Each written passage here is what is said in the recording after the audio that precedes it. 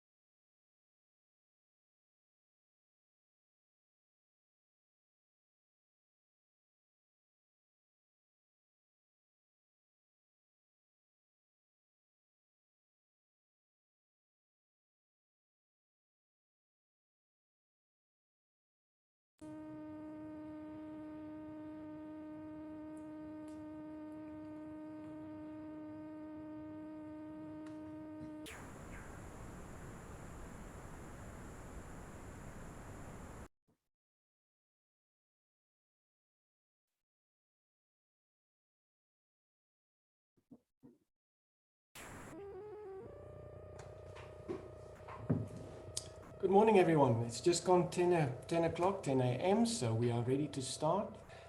First of all, I'd just like to extend a hearty, warm welcome to everybody to our Ecohealth and Wellbeing research seminar or webinar. It is our hope that you will enjoy being with us this morning. We look forward to hearing from our speakers. We've got many very interesting talks lined up and some interesting topics to discuss. And first of all, I would just like to clarify one or two house rules, if that is okay with everybody, in the interests of the speakers and to avoid having any background distractions. We would appreciate it if you would keep your microphones muted and your videos turned off. And then also to facilitate time management, we would request everybody to put their questions in the chat rather than asking them via the mic, because we've just found it's a more efficient way to facilitate asking of questions. So you're welcome to leave your questions to the speakers in the chat, and then I will facilitate these questions towards the end of the speaker's time. So with that all said, I think we are ready to jump in and get started. So the webinar is going to be open for us by Professor Dumi Moyo, who's the Executive Dean of Humanities at the Northwest University, and he's going to be doing our welcoming address. So Prof. Dumi, over to you. Thanks very much, Verna, and good morning and a warm welcome to you all.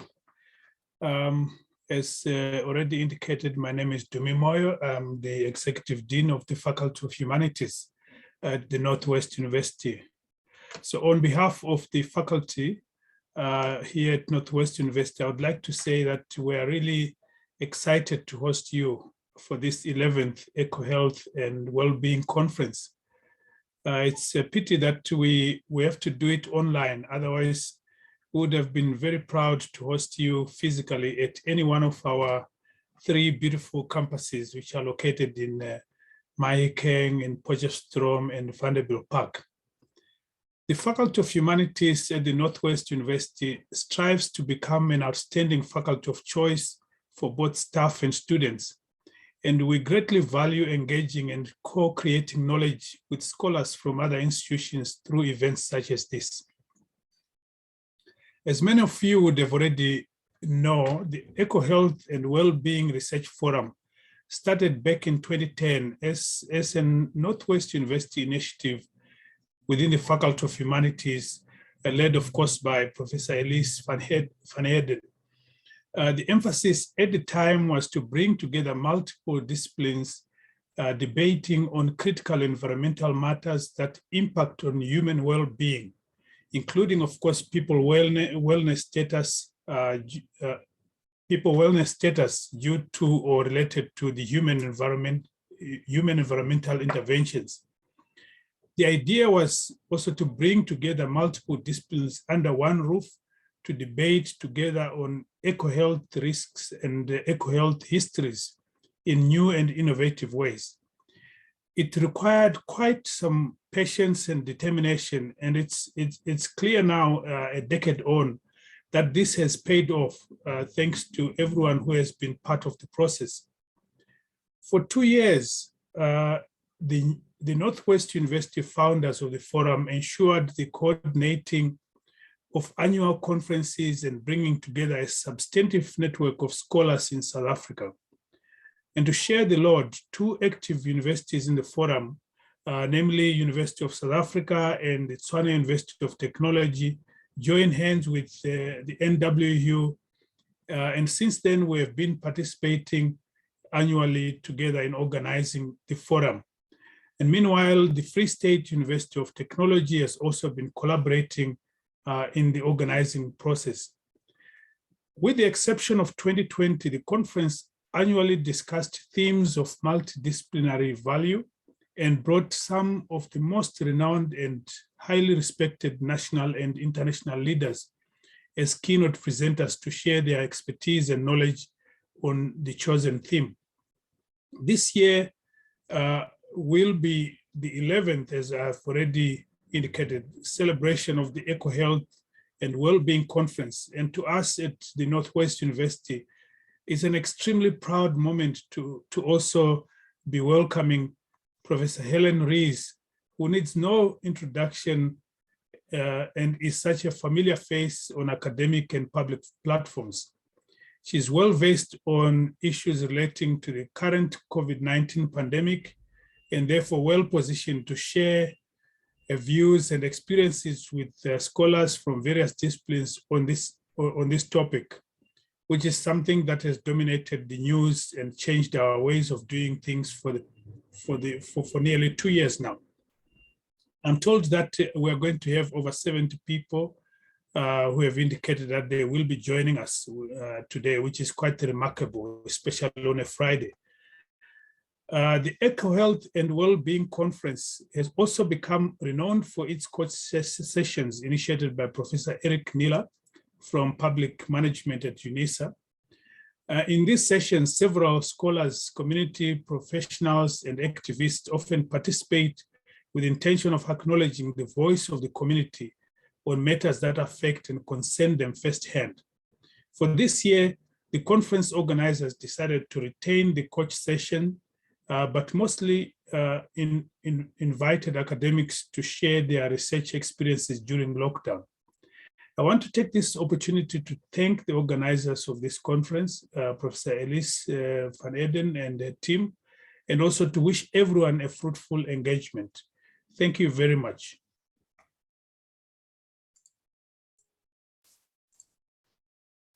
Thank you very much, Prof. Moyo.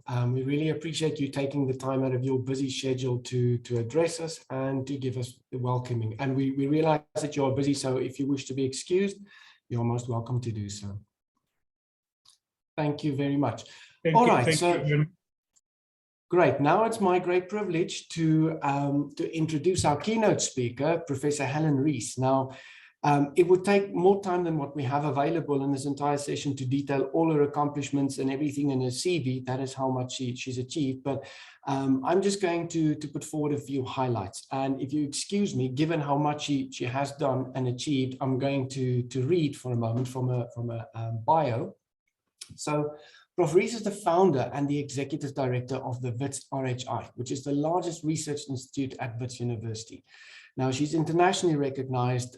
She's an award-winning global health practitioner who's dedicated her professional career to improving public health in Africa, with a focus on vaccine-preventable diseases, HIV, as well as sexual and reproductive health.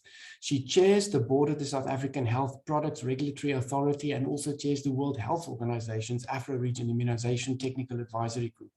She's got extensive involvement in national, regional, and global response efforts to COVID-19, including the development of COVID-19 vaccines, their potential rollout, and their utilization. And then she also has membership of a large number of prestigious boards. Among these are the South African Ministerial Advisory Committee on COVID-19, as well as the Advisory Committee on COVID-19 vaccines. She's also involved with the oversight of the COVAX facility that Gavi, CEPI, and the World Health Organization are jointly driving. She's also a member of the COVAX Committee on COVID-19 maternal immunization and a member of the World Health Organization IHR Emergency Committee on COVID-19, then also a member of the World Health Organization Expert Committee on COVID-19 vaccines, and a member of the World Health Organization Scientific and Technical Advisory Group on infectious hazards. So as you can see, with her history and her experience, it would be, it's a great privilege for us to have a keynote speaker of this caliber. And we are really grateful to Prof. Rees for availing time in a busy schedule to address us this morning. So Prof. Rees, we really look forward to your presentation, and the floor is yours. Thank you very much indeed. And thank you very much. I know you twisted my arm because I thought I'm not an expert in Ecohealth. But in discussion with you, what we thought for this audience would be very interesting to reflect on is really the evolution of research. Now, I have slides, but are you going to show my slides? Thank you. Thank you very much. If you'd like to go to the first slide.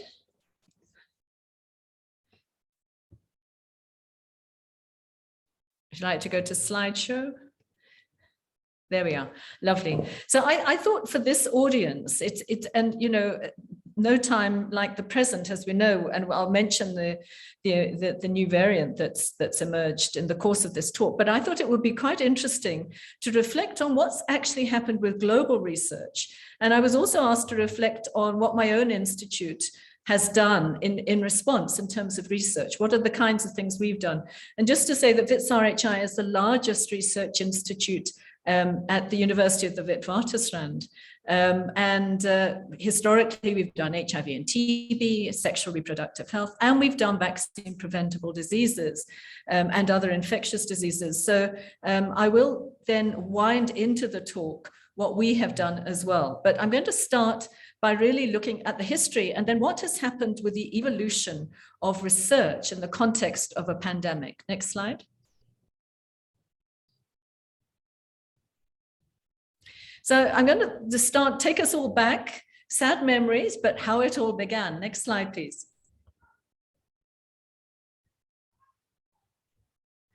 So in 2019, if you remember, it was the end of 2019 when that first case was, we all sat and watched on television thinking what's happening in Wuhan is far away and has nothing to do with us. But I was asked to attend in January and then again in February, several meetings in WHO as we started to see what was happening in China. And one of the meetings I attended, at the end of that meeting, we were told, this virus is going to be called SARS-CoV-2 and the disease is going to be COVID-19. But you can see how this very rapid evolution occurred from the end of 2019 up to 2020. And then several things then that the world started to kick in relatively quickly. Next slide. This is February 2020.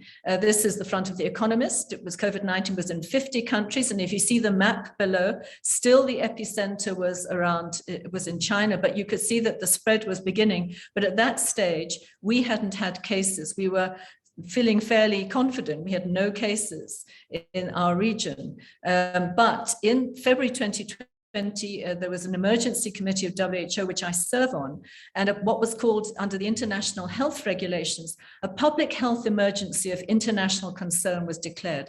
That is saved for really global emergencies, and it is a piece of global legislation, and it allows WHO to introduce all sorts of temporary recommendations as a result. Next slide.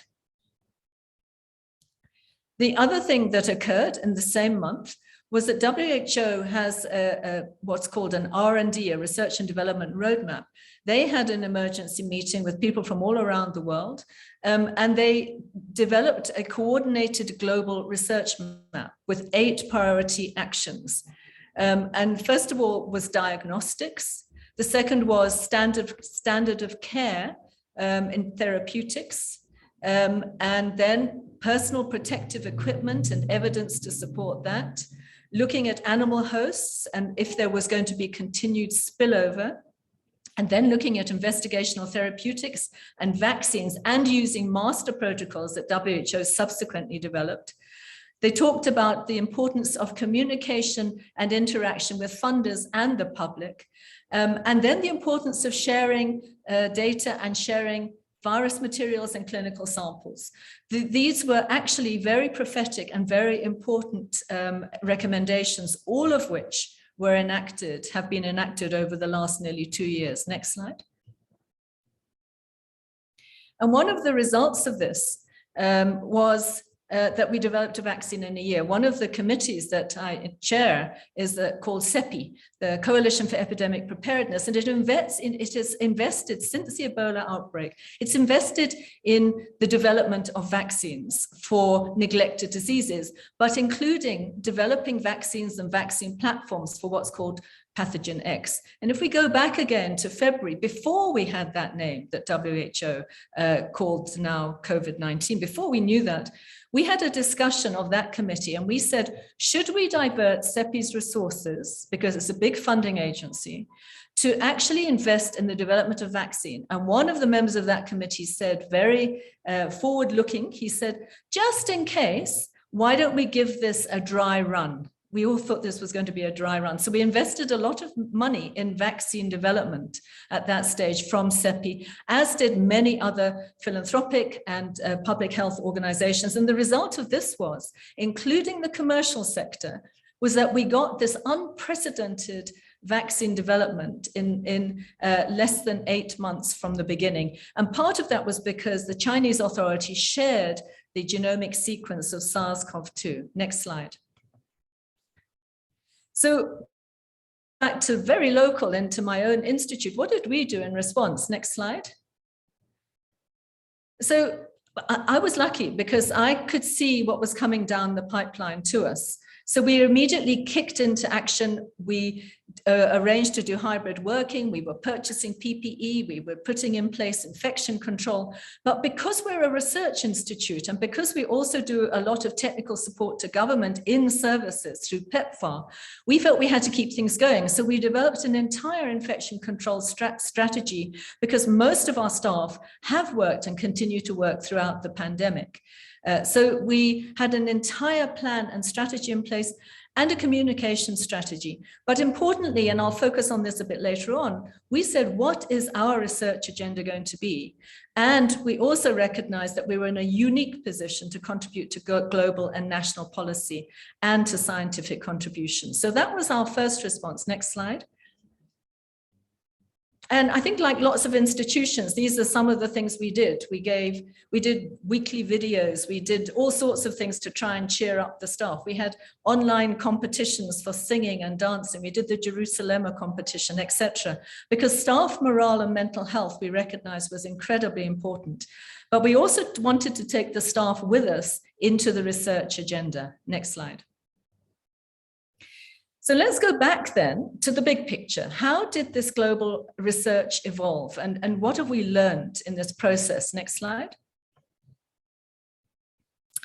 Well, I'm going to show you a number of slides now to show you the breakdown of what the research has looked at and what are we learning. Well, first of all, if we look at the publications that have come out from research, they're concentrated in 4 countries: China, US, UK, and Italy. Now, clearly, China and Italy, we understand, were 2 of the very early affected countries. The US and UK have been 2 of the foremost countries who have done a lot of excellent research. And the UK, I think, has been really outstanding. But you can see, if you read the names underneath, that there have been very few countries, with the exception there of Iran and India. And India came in a bit later, but there have been very few countries from low middle income countries. And I'll show you some more of that now. Next slide. You can see here that how the publications went. And this is looking at the COVID-19 incidence on the top graph, and then the publications. And you can see very clearly in all the regions, look at the green for the easy one to look at.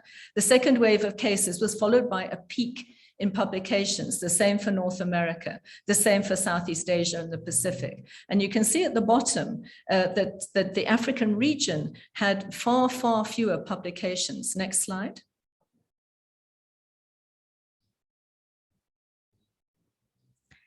If we look at where the research is coming from, when we look at these percentage of publications, these represent regions of the world. And in the African region is there in gray in that right lower corner.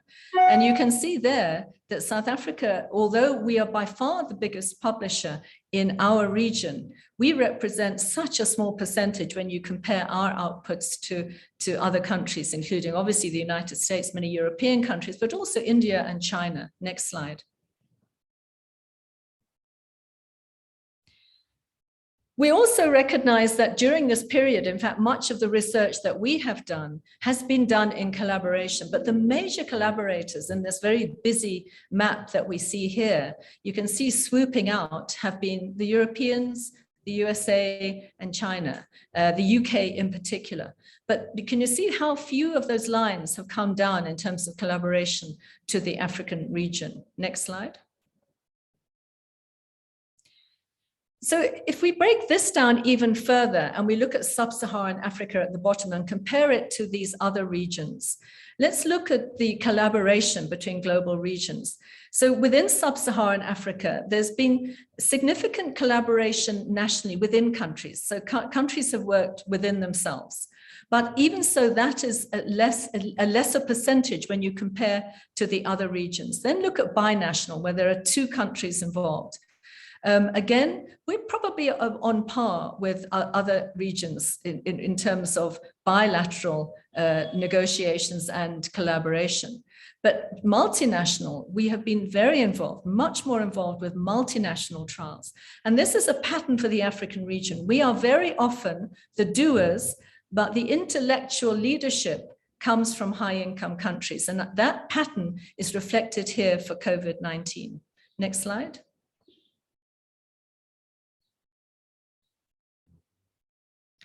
If we look then further and we look at South Africa in particular and who are our collaborators. Again, you can see that our major collaborators here in terms of the research that we've done, and much of the research has been done in collaboration, have been the USA, the UK, and some from Australia.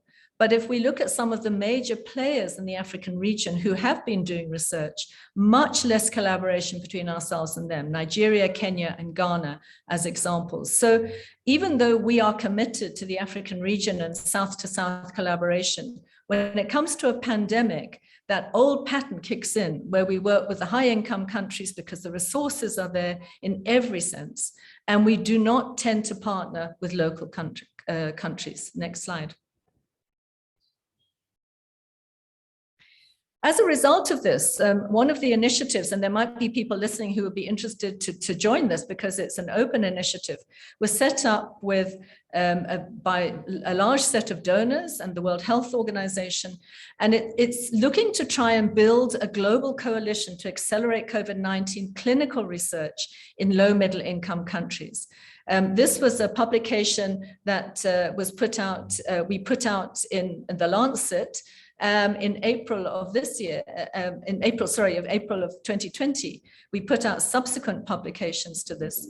But here you can see the very important sentence here. Very few trials are planned in Africa, South and Southeast Asia, and Central and South America. So the idea of this coalition was to try and address this. I can tell you a year on, we are still battling to get finances to support initiatives in low middle income countries for clinical research for COVID, although the questions and the clinical questions might be quite different. Next slide.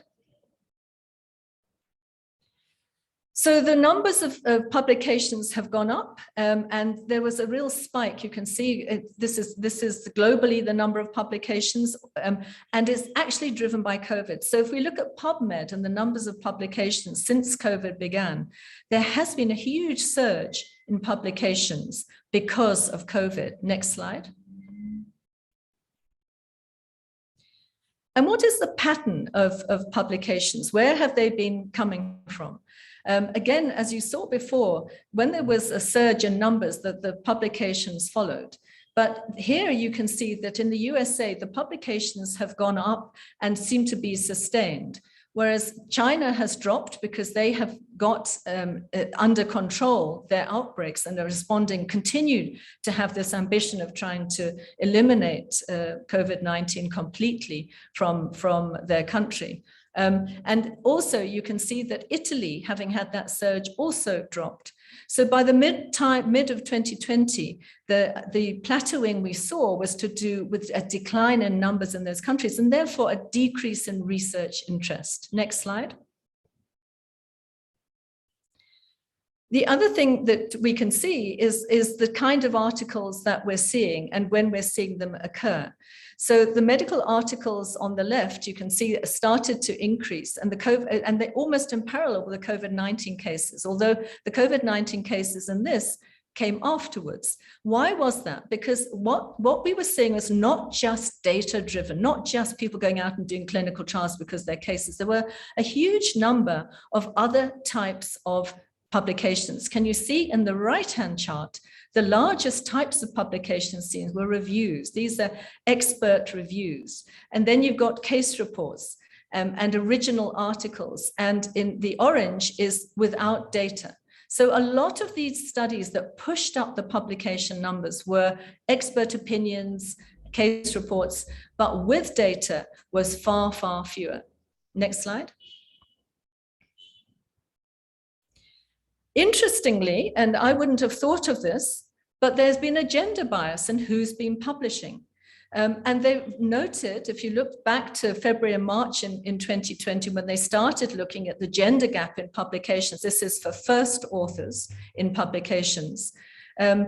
Although you saw initially the numbers going up, what they concluded from this is that there's a reduced numbers of female authors in the global regions, with Africa most effective. And there's been a 40% reduction in male to female ratio of publications in Africa compared to years preceding the pandemic. Once again, what we saw in the pandemic in our region was that people reverted to form and that male first authors became the norm rather than female. Next slide.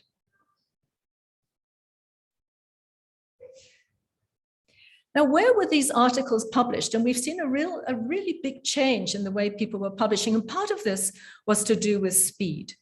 So the large majority of journals have made COVID-19 articles open access.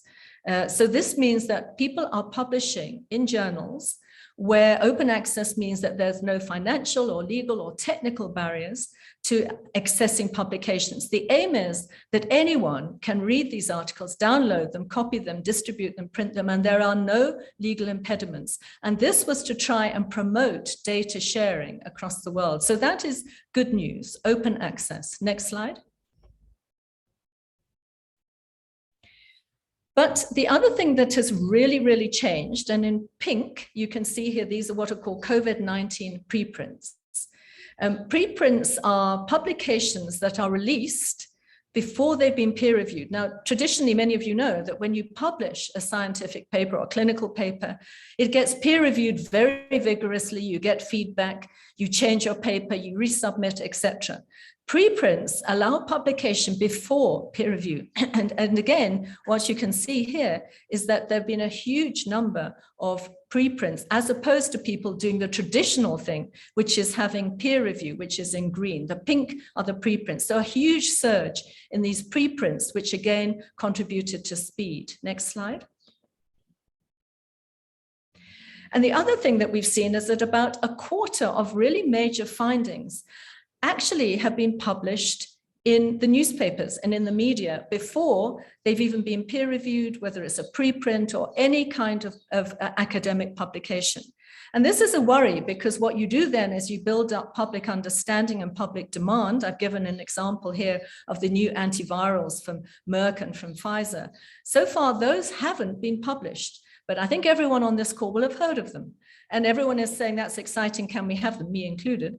And so we're already moving towards the media being an arbiter of publication. Next slide. And what was the quality of these papers? And this is a medical research, meta-research and critical appraisal article that looked at over 11,000 publications and looked at all sorts of aspects of them. Importantly, I've pulled out of this paper that there was in a total of 576 original articles that were finally reviewed. 80% showed intermediate to high risk of bias. Now, those of you who do systematic reviews know that bias is terribly important. So a high percentage, because of the way studies were done in the context of a pandemic, had a high risk of bias, and yet those were guiding policy. Next slide. And then again, what have we seen that has been quite extraordinary? A very high number of retractions. So we've seen, this is a study that looked at the numbers of retractions and made a comment on how do we reduce the risk of this, because once something is published, and these were properly published papers, so many papers have been retracted. High profile have been papers on ivermectin, several of which have been retracted, but which had really driven people's enthusiasm to use ivermectin as a therapeutic. But there is an inconsistent approach to how do you retract something once it's published. It's remained, for example, on ResearchGate in several cases. So how do you retract something, and how do you stop something which the authors have acknowledged and the publishers have acknowledged is incorrect? How do you stop that continuing to have an influence when there is no global agreed policy on this? Next slide. And then what are just a couple of unintended consequences? Well, this was a study that looked at what's happened. As with my own institute, as with many people in South Africa and around the world, we diverted our efforts away from other work to COVID. And so in this paper, I've just highlighted again a few of the quotes. Around 80% of non-COVID trials were stopped or interrupted.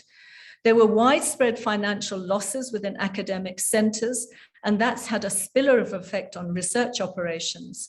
And the slowdown of trials, this might be important for many people listening, has had a very negative effect on early career researchers and on their supervision and on their supervisors and people working at home, finding it not as easy to be highly effective as researchers. Next slide. And this is another unintended consequence. This was a survey that was done by researchers, what effect the COVID-19 pandemic has had on their career prospects. And very strongly, you could see here on the left is a negative impact. You could see that just discussing with your supervisor or principal investigators, very negative impact, but data collection has been very negatively effective.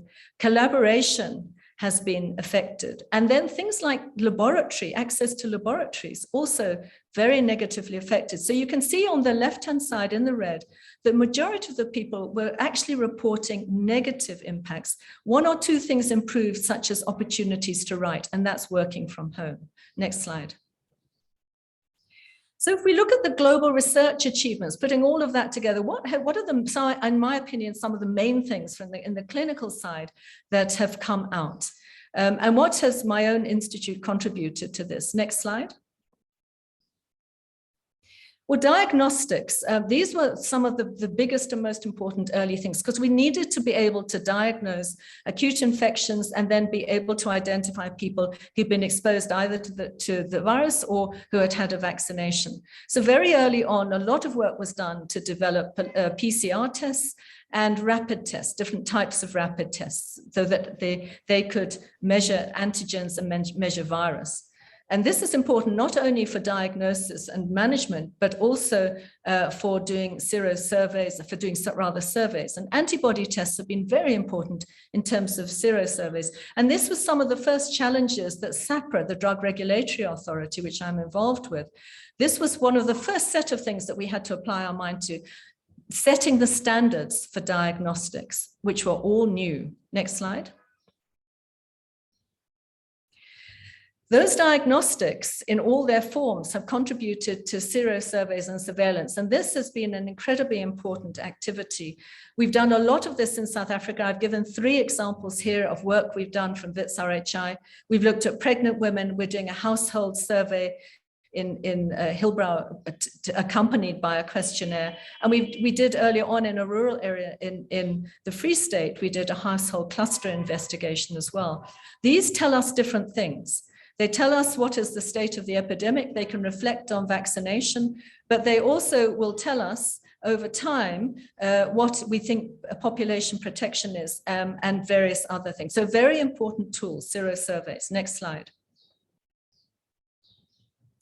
Early treatment is something that hasn't had enough attention, but we've had, as I've mentioned already, 2 recent breakthroughs, but a lot of work done on early treatment. People excited about hydroxychloroquine and ivermectin.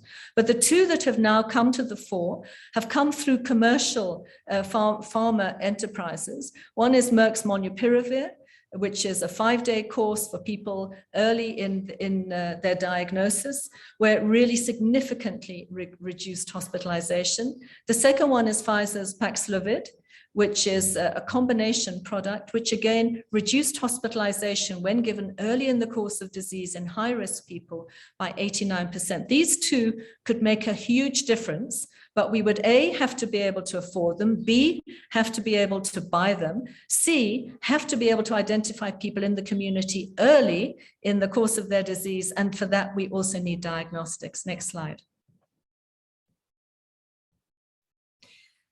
This you all know very well and very much in the news at the moment, variant evolution. We've had a genomic surveillance network in South Africa that has been absolutely superb, and the names of the partners in that are at the bottom of this slide. And as you see in the green, Delta has been the dominant, but this new variant that we're now seeing with multiple mutations, over 30 mutations, the B.1.1529, we are worried about, because it seems to be spreading quite rapidly. The epicenter is Gauteng, but if you look at some of the surrogates from the laboratory at the moment, we're seeing that it's probably all over the country, and pretty certainly, knowing the way that our borders work, will be in this region.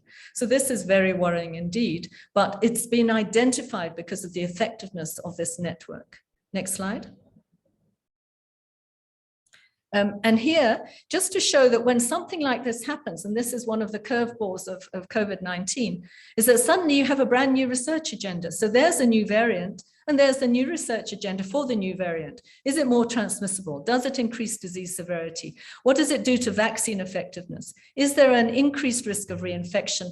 And do the diagnostics work? A huge research agenda, yet again, starting all over again. As one of the colleagues said today, it feels like we're back a year ago when beta started, the beta variant started. Next slide, please. And then, of course, vaccines. And South Africa has played a huge role in vaccine development. Just to say that you can see that still, we are still having lots of vaccines in the pipeline. Why do we still need more vaccines? Well, number one, we are worried about variants.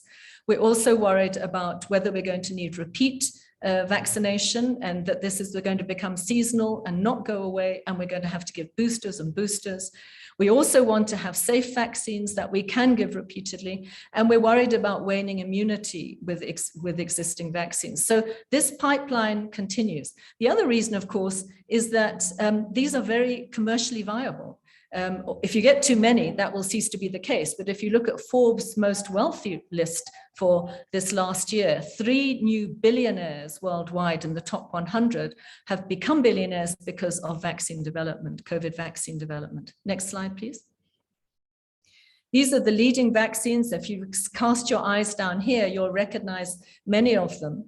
And we're now playing with these vaccines. So one of the pieces of research we're doing is we're about to start with NICD and other partners is looking at whether we can cut down the doses of some of these vaccines and use them as boosters on the back of the J&J vaccine. So we're thinking all the time about what is the next question, and cutting down a dose is not only cost saving, but it could be beneficial in terms of safety, and in some cases could even increase the immunogenicity of the vaccine. Next slide.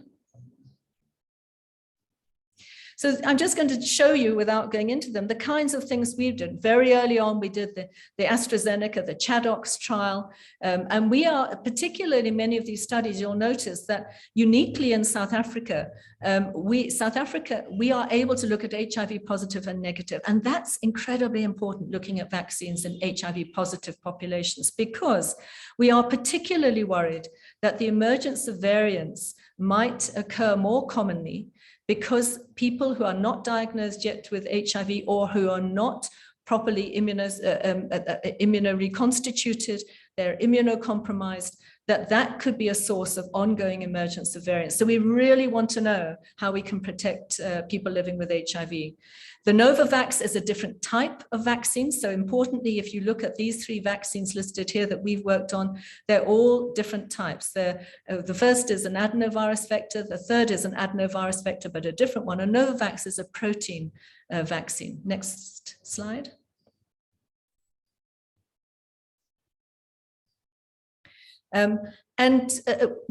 Importantly, you'll see here, there have been quite a number of studies that we've done that are now looking at different populations. So we're looking at, if you can see the third one down and the top one, pregnant women. Pregnant women are often left out of vaccine studies. So when you get an effective vaccine, you then have to say, but you can't have it if you're pregnant. Rather than that, we're now urgently going into studies amongst pregnant women because their risk of severe disease and of harm to themselves and their infants is really quite high. And in the bottom one, we're also looking at adolescents, and we'll soon also be doing trials in children. So different populations need to be evaluated. Next slide. And then therapeutics. So there've been a lot of work worldwide on therapeutics, but for severely ill people. In the box, you can see the successes. And in particular, in this country, we're using dexamethasone. We also use anticoagulants, but that's used symptomatically. So dexamethasone is one of our big interventions, but many of these other products here are too expensive, but also just not readily available. Many of these antibodies that you see, remdesivir, have been bought up by rich countries. So when we think about the inequity, we must also think about the inequity of access and cost that we see in some of these therapeutics. But we've also seen lots of failures on the right. And I've listed some of them here, but many of them, goes back to what I said about the media, you will have heard of them. Many of you might well be taking zinc, or you might well have taken at some point hydroxychloroquine. Many people in this country are taking ivermectin. So, and yet there is no data to support any of these in the list here, but studies were done. And in some cases, the studies just were not of good enough quality, and in some cases had to be retracted. Next slide. So we've also at Wits RHI been involved in therapeutic studies. The solidarity and the recovery study, remember right at the beginning, I said there were those 8 priorities that WHO had listed. And so we worked with WHO on a global protocol, which looked at hospitalized patients, the WHO Solidarity Trial, and it was a particular design that allowed you to add new ideas and new treatments for severely ill hospitalized patients. And that's been a very important study. It's global. They've had over 50 countries worldwide working on that protocol. And now we're doing the same with recovery with the UK and with a couple of other countries, a similar study. And we are, WITS RHI is working with a number of other academic institutions around the country to look at that. Crown coronation is interesting because we tried to do something different with vaccines. We said the measles vaccine is known to have to give the immune system a sort of generalized boost. And many people have argued for a long time that you do see reduced infections in children, not just for measles, but for other things. So we're doing a study, we'll have the results next year, to say where we gave healthcare workers a measles jab to see whether it had any impact on COVID infection. Next slide.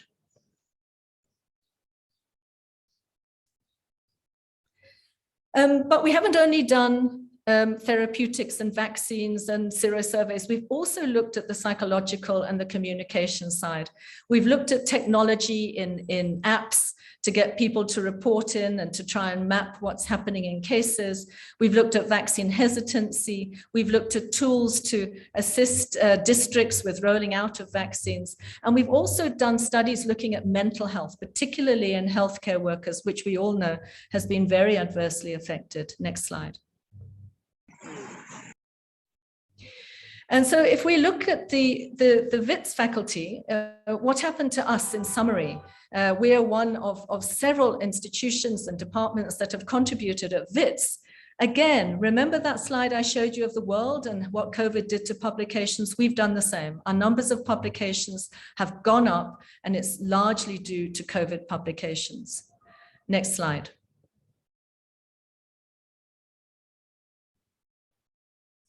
So, last thought. Here we are. When life gives you lemons, make lemonade. Just think about it. None of us wanted the pandemic, and none of us wanted to be having to turn on a dime and change our entire research structure. As we go ahead, and we can see that COVID is going to be with us for some time to come in many different iterations, we are going to have to continue to be responsive, but we must not take our eye off the importance of other aspects of the research that we need to do for our country and for our region. Next slide.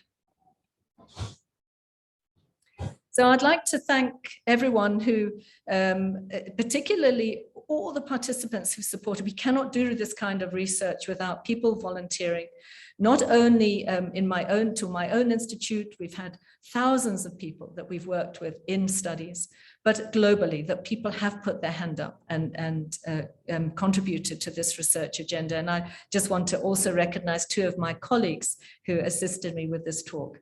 Thank you so much.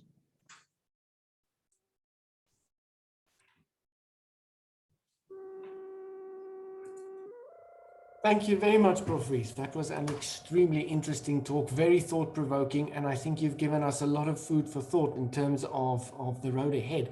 So we're going to open the floor now for questions to Prof. Rees, and as we are a little bit ahead of schedule, people are also welcome to ask their questions directly. One of the first ones that we got is there's a lot of interest in your slides, Prof. Rees. So we had questions as to whether your slides will be made available in some form, because you've used a number of very interesting citations that I think would be useful for us in our own work as well. So is there a possibility of your slides being made available?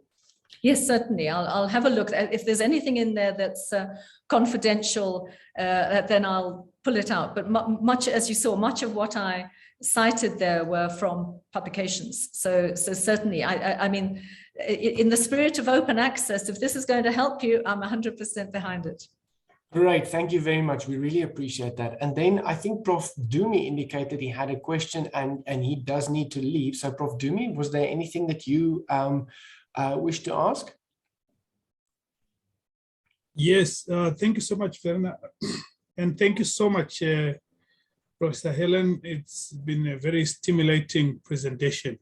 I just wanted to ask a question relating to the new variant, and that's a debate that's been on radio and everywhere about, whether or not South Africa is a victim of its own success when it comes to the capacity to sequence and look at these variants and come up with some findings that then sort of make life difficult for us. Already you have a ban on 5 countries in our region because of this revelation. And perhaps just a brief history of, the how South Africa happens to be so much ahead in terms of work around viruses compared to other countries, both in the region and internationally. Thank you. So I think that it would have been, I think, extraordinarily difficult for South Africa to have said nothing. If you can imagine, if we didn't know about it, we wouldn't have to say anything because we wouldn't know about it. But once we know about it, it's very difficult because we're now saying, well, how far has this spread? And what we're seeing already from one of the laboratory tests, which is a surrogate for the subsequent genomic analysis. It's not just in Gauteng that we're seeing the spread of this variant. We're seeing it pretty much all over the country, but Gauteng is the epicenter. Now, as I said, we don't know now whether the numbers increasing are to do with this new variant or whether it's what we were anticipating anyway, given that these are young people that we're seeing, mostly in the cases that we've seen so far. And we don't know whether those cases are variant or Delta. So we all said that there would be a 4th wave, and we thought that the 4th wave would be driven by changes in people's behavior, by people getting fed up, particularly young people, end of year, wanting to party, stopping masks, going to clubs, going to bars. So we knew that this was going to happen. So the question is this actually more transmissible? Is this uptick that we're seeing in many provinces now, but particularly Gauteng, is that due to the variant, or is it what we would have seen anyway, or is it a combination of the two? However, having seen this and having identified that we do have a new variant, that list of questions that I shared to you has to be answered. I mean, we have to answer for ourselves how effective our vaccines are going to be. Are they still effective against severe disease and hospitalization? Do we see different disease severity? Do we see that transmissibility has increased? What does this mean for the public health and social measures that we're recommending? What is evidence-based in the context of this? So we would have to do that research agenda. Otherwise, we could just say, let's put the variants to one side, not tell anybody, and not have a research agenda. We couldn't possibly do it. So you're right. Because we are, in one way, because we have this genomics network, which has been so effective, we identified something that perhaps would not have been identified in many of our neighboring countries, which don't have that same access. But having identified it, we have to respond to it. And the alternative is that we don't do this kind of work, which I don't think anyone would support. Now I've forgotten your second part of your question. Apologies. What was the second part? Well, the second question is about the history, South African history with dealing with viruses. Yes. Where does that start, and how does it happen that we are so much ahead of the curve, even ahead of some Western countries in terms of the kind of research that's happening here?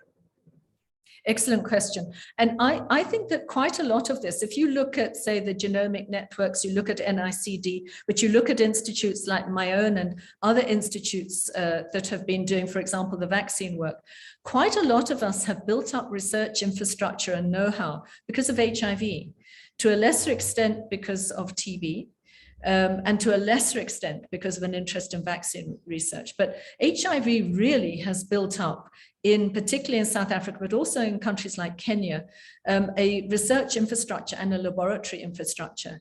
And what many of us did, if you talk to many of the researchers, both lab and clinical, the modelers, many of us really sort of learned our skill through really upscaling our knowledge and our ability to respond to the needs of HIV research. So I think that that has been one of the drivers. And I also think that and this is so important for this conference, that we're very honored to have really good academic institutions still. And this really demonstrates why we've got to hang on to our tertiary institutions, why we've got to hang on to our academics, and why we've got to fund research. I think it was Nehru who said, it is because we are poor, we cannot afford not to do research. I'll say that again, it's because we are poor, we cannot afford not to do research. We do have excellent, high quality, world-class researchers, and we need to hang on to those.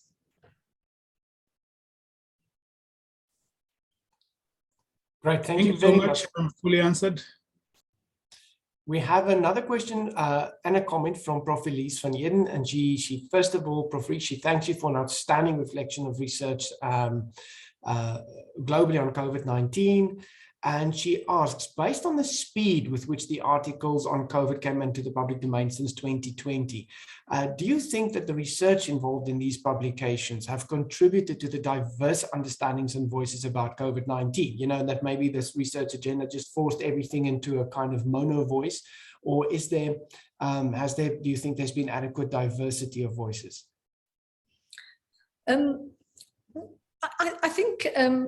I think there have been, actually, even if you look in South Africa, I think everyone's aware that academics have had some really, really vigorous debates in the media, on television. People haven't held back, and they haven't always agreed with each other. Even now, if we look at the question of the J&J vaccine and whether it should be a booster of J&J or a booster of Pfizer or two J&J and there's a huge debate going on. So the fact that we have data hasn't in any way singled us down. People look at that data through different lenses. I don't think that it has narrowed the debate at all. I do think that one of the questions has been, and it goes to a subsequent question, is what is the quality of the research? Has it always been of sufficient quality to allow us to be able to say and do what we want? And certainly one of the concerns about people responding to media or people not being willing to publish is that it's impossible to then judge the quality of that data. In South Africa, we have a very good committee that does systematic reviews, rapid reviews, called the NEMLEC, National Essential Medicines Committee. And there's a special committee on COVID, which I also serve on, has excellent people who are very good at doing these systematic reviews. And you'll be surprised how much of the data, once it's looked at, is labeled low quality, very low quality, simply because of the designs of the studies. So one of the downsides of the speed has been that the designs of the studies introduce the risk of huge bias, and therefore they're not really interpretable, and that has been a problem. Right. Thanks. And then I will do, Prof. Elise had one or two additional questions, but I'll skip to some other speakers and then come back to that if we have time. See, we also have a hand up, so we'll go in sequence and first do one in the chat and then give Lisa an opportunity to ask her question. So Baloy asked, what are some of the reasons why many articles were actually retracted? Yes, well, there have been a number of reasons. One of the quite a famous case was and that's why I cited the ivermectin, was that a master's student whose supervisor was someone who had strongly very, very good pharmacologist, University of Liverpool, who'd strongly supported the use of ivermectin and its potential both as a therapeutic and a preventive intervention. Got a master's student to look at this particular data set, and it was one of the biggest data sets that looked like that ivermectin had a very favorable impact on the treatment of disease. And the master's student, first of all, picked up plagiarism and picked up that there were sort of cuts and pastes, and then looked in detail at the data and found duplication of data sets and inconsistencies and implausible data.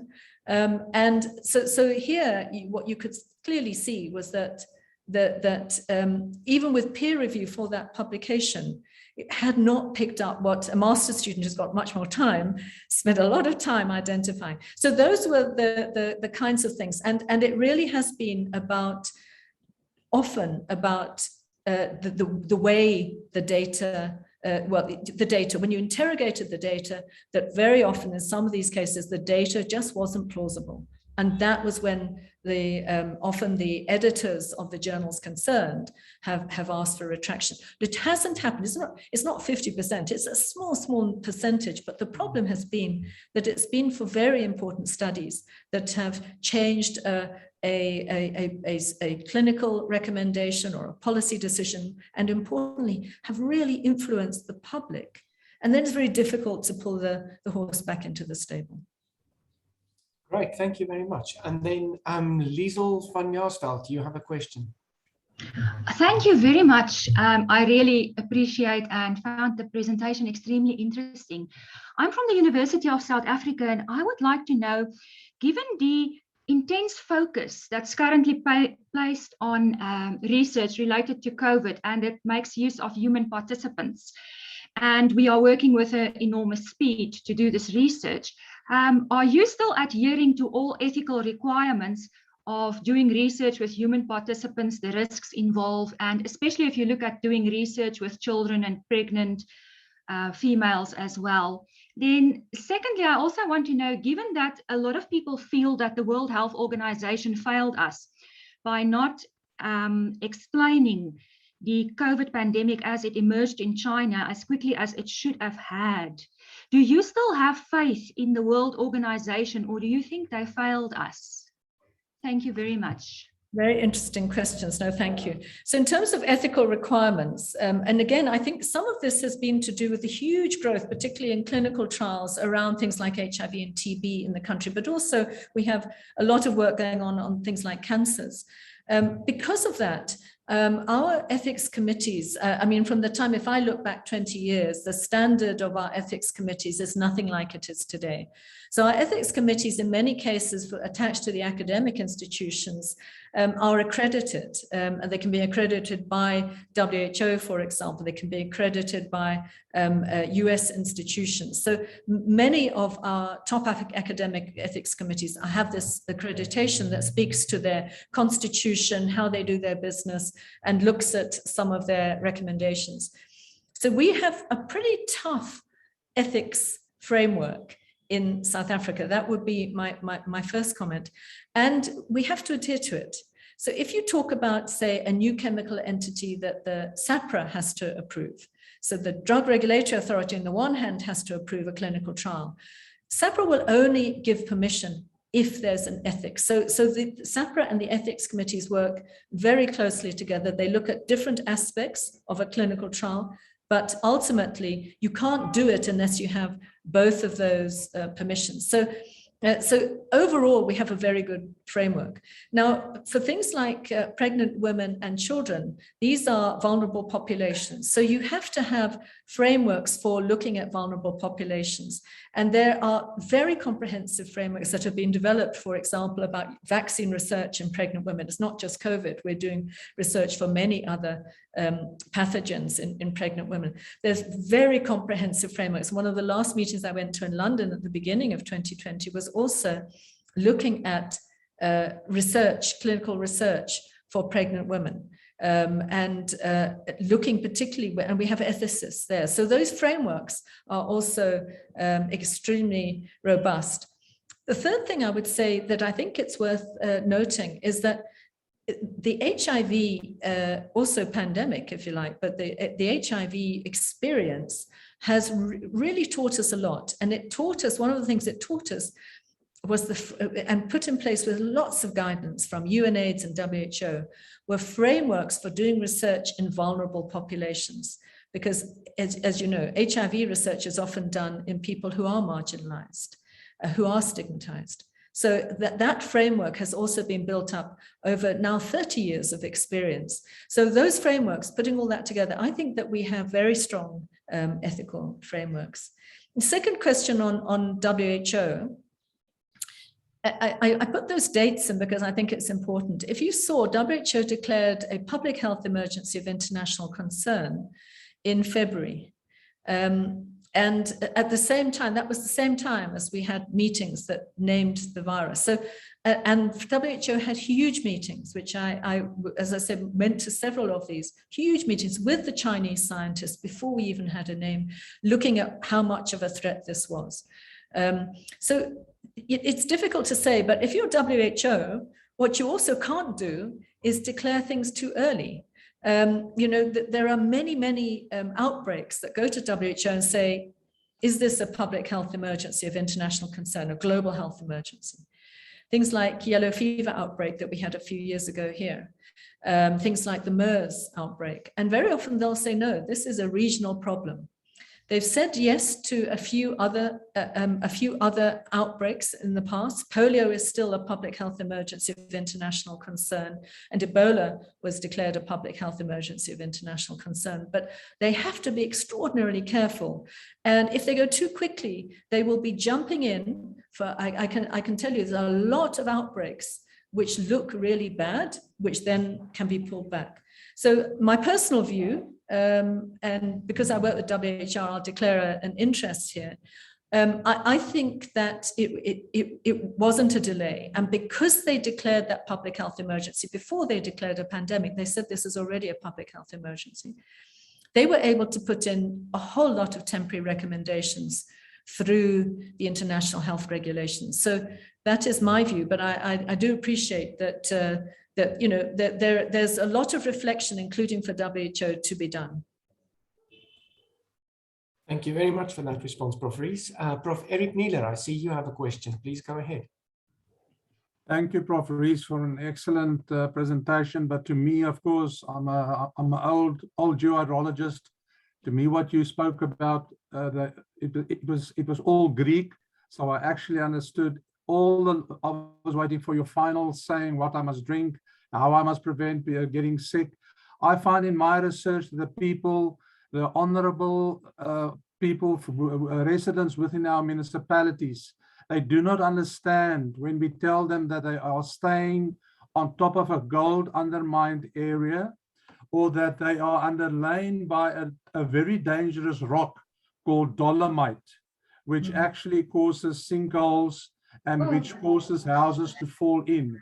So in order to bring about safe sanitation, because actually COVID-19 forced us to get our home environments in such a state that the sanitation could be clinically healthier, more healthier.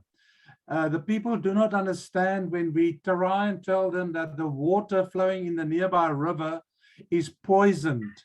You should not touch that water even. You could get a skin disease. But they do not believe us. And of course, if I write a 15-page article, which takes me three years, to get it through the accredited journal, nobody's going to read that.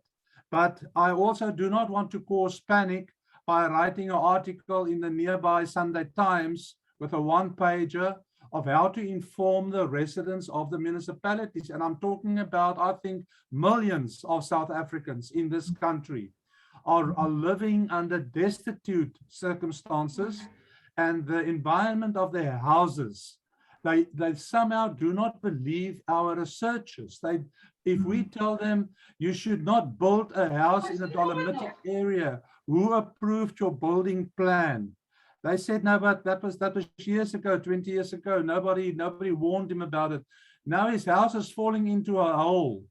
He's lost a lot of money because they sometimes do not believe that our researchers, Human Science Research Council, Geosciences of South Africa, us, UNISA, basic geohydrologists, archaeologists, they do not believe all the scientific proof that we want to share with them. Can I make use of normal publicity, one pages? Should I cause more panic? Should I not be scared of causing panic because I need my residents to be warned? They are smart enough to understand it, but I need to put it in a way and a language in which they can understand it very, very quickly, immediately, before their house disappears in a sinkhole. I'm talking about the West Rand, Carltonville, Kutsong area. It is right next to Johannesburg. It is an accident just waiting to happen, but nobody. Can I just maybe jump in here? I see we do have a few more questions, so if perhaps we could just maybe pose a question to Prof. Rees, just so that we can give some of the other speakers an opportunity as well. Thank you. I'm finished. Thank you. Prof. Neela, thank you. I mean, I perhaps should have had a couple of slides. I took them out because I had so many slides, but you're absolutely right that one of the most powerful forms of media that influences people is social media. And, you know, people of my generation are not necessarily that good at it.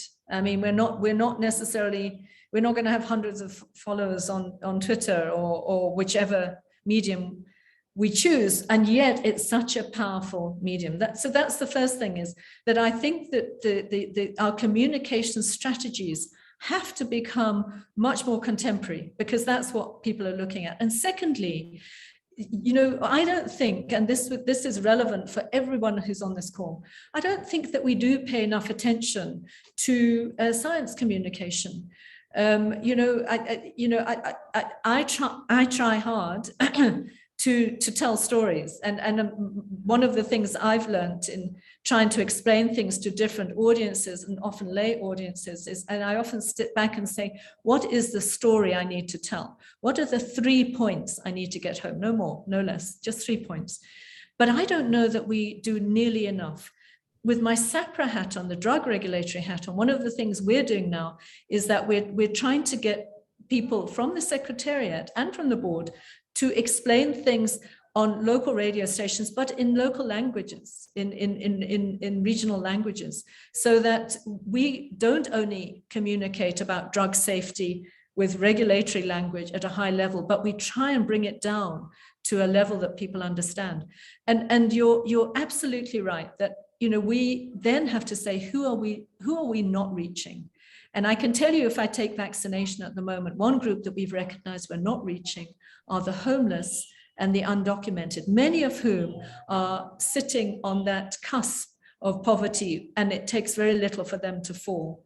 So, you know, we're now developing a whole strategy, not only to immunize, but we're working with NGOs and CBOs to talk to groups of homeless people, to get them to a central point, to offer them vaccinations, so that we are trying to talk to people and understand where they're coming from. If I am a recycler and my entire livelihood and my family's livelihood depends on me being on the road 12 hours a day, how am I going to go and have a vaccine? So you have to understand people's framework of thinking, but also their challenges. But 100%, and I think that we should probably, and perhaps, you know, within these institutions, we should think much more about science communication. I really agree with you. Thank you.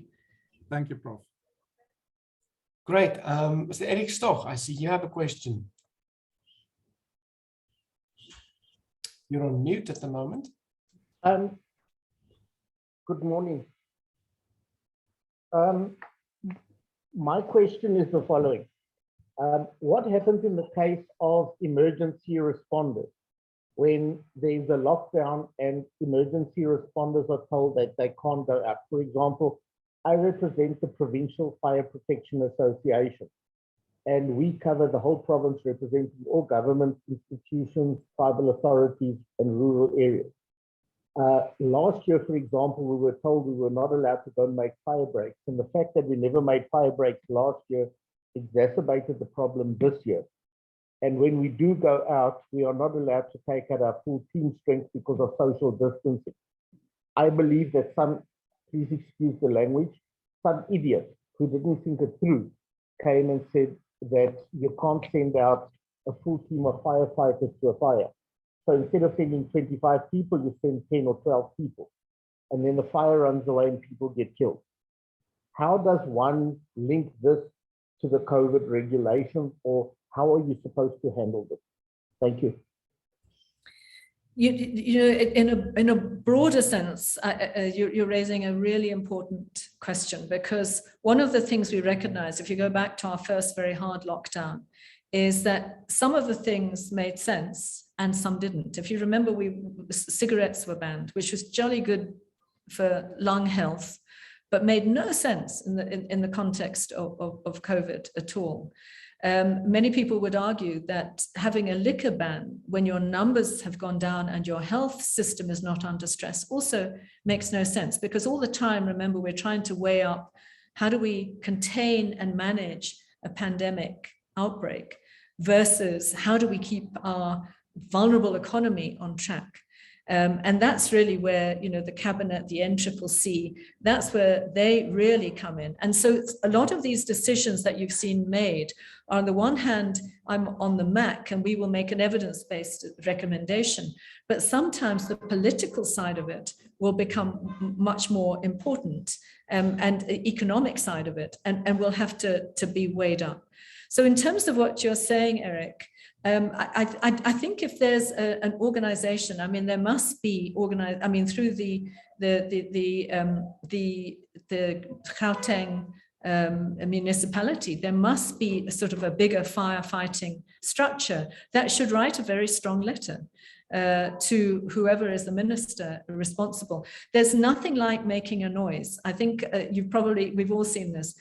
Groups that have had a strong point of view, who've got to the media, who've made a noise, have had an impact. And I would agree with you that if there's no logic in this, it shouldn't. And even if there might be a theoretical logic, but the harm, we often talk about risk benefit, the harm is much greater, as you've described it, then that really has to come out very strongly. The media has been very good at picking things up like this up as well, and that would be another route to go. But I can promise you, last night I was on a call with the Ministerial Advisory Committee, and we're looking now to write an advisory in response to this new variant, to say what should we be emphasizing now in response to this, given that we still understand very little. And the one thing we've all said is it must be evidence-based. From our point of view, we can't say go and wear a mask if we can't explain to you what the benefit of wearing a mask is, for example. So it must be evidence-based. And anything that's not evidence-based, we should not be doing it, or we should modify our thinking. So I would suggest going through those structures, but also consider using the media to raise this as a concern. Thank you very much for that, Prof. Rees. And then we will conclude with one final question that was also posed by Prof. van Eden. She asked what your impression is on the declined research performance of females. So maybe, the reasons for that. She asks, might it be that the social setup and lockdown times might have impacted it? For example, a greater burden of housework falling to women and that kind of thing. So any comments on that? Yeah, I don't think that we know that. I was fascinated by that because, and it could well be that, perhaps women had childcare responsibilities because children were not at school. So there's a whole row of skittles when children don't go to school. There's a whole lot of so what's to that. That might well be one of the explanations. The other one is that, people will revert very quickly to form, as we saw, who do people partner with? Who leads the research? We've spent so many years lobbying for more investment in low middle income country research institutions. But under pressure like this, people go back to form and say, it's too important. We're going to go back to what's comfortable and rapid. So we'll do US research. So I think that the same might be the case here, that there was no politically correct thinking that went into this. It was, this is important.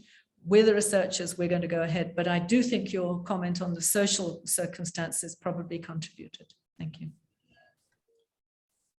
Great, thank you very much. I think this concludes our session and we've ended perfectly on time. So what remains is to really thank Prof. Rees for this really insightful talk.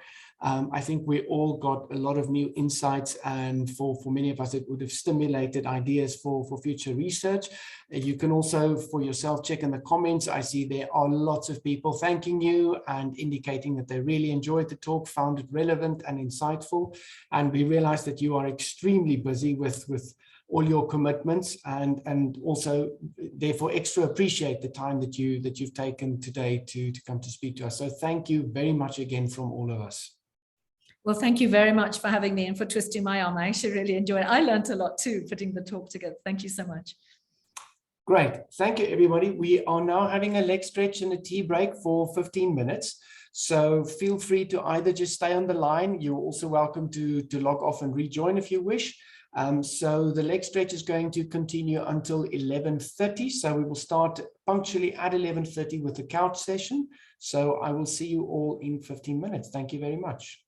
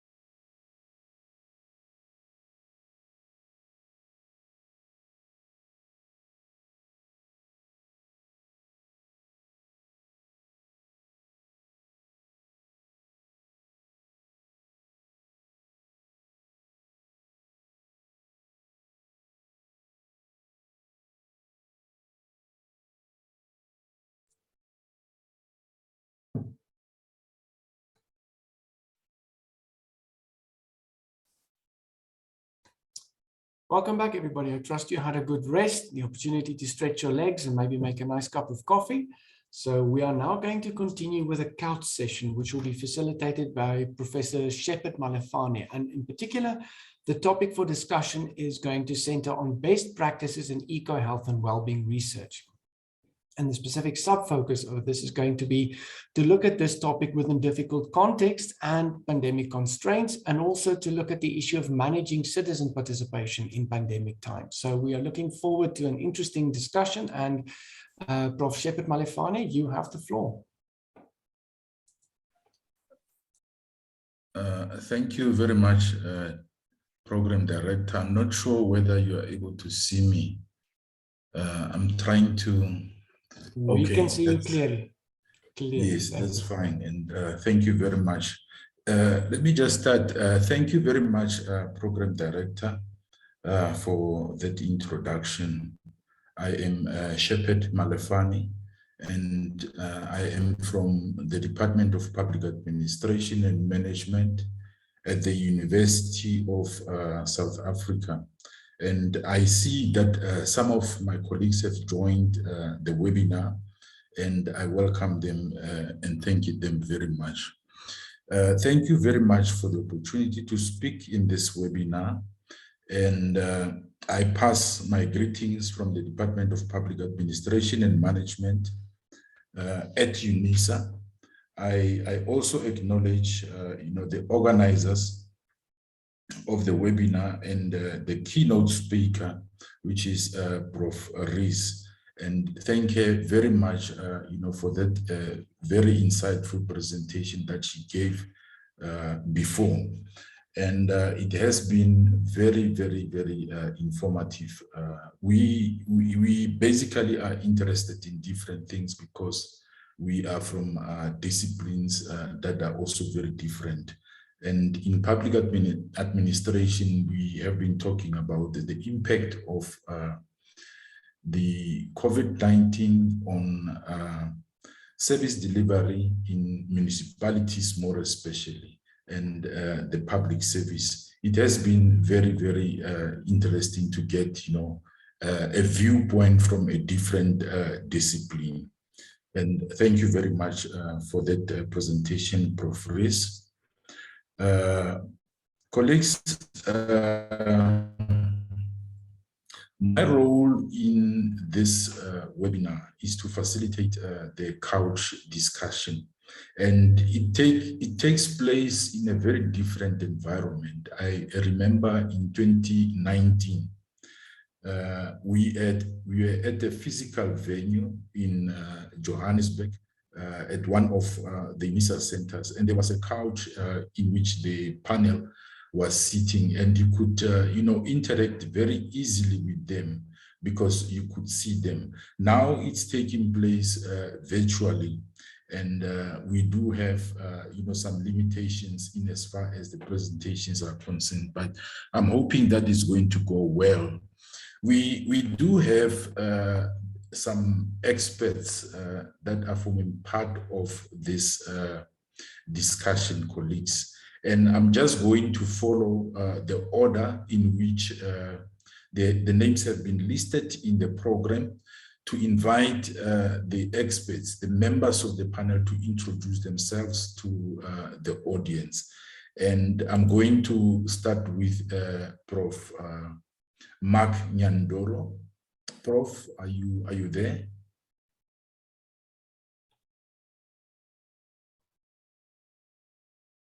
Okay, I see Prof. Nila, and Prof. Nila is the second in the program. Prof. Nila, please, you may proceed to introduce yourself to the audience. Thank you, Prof. I just want to report that Prof. Mark unfortunately had to leave for Zimbabwe, so he apologized for not participating today. Sorry that you didn't get a message beforehand. Yes, I will not dominate. I will not try but I might be here if there's a question towards me. I will be willing, but I think we are all here to listen to the other three couch sitters. Thank you. Okay.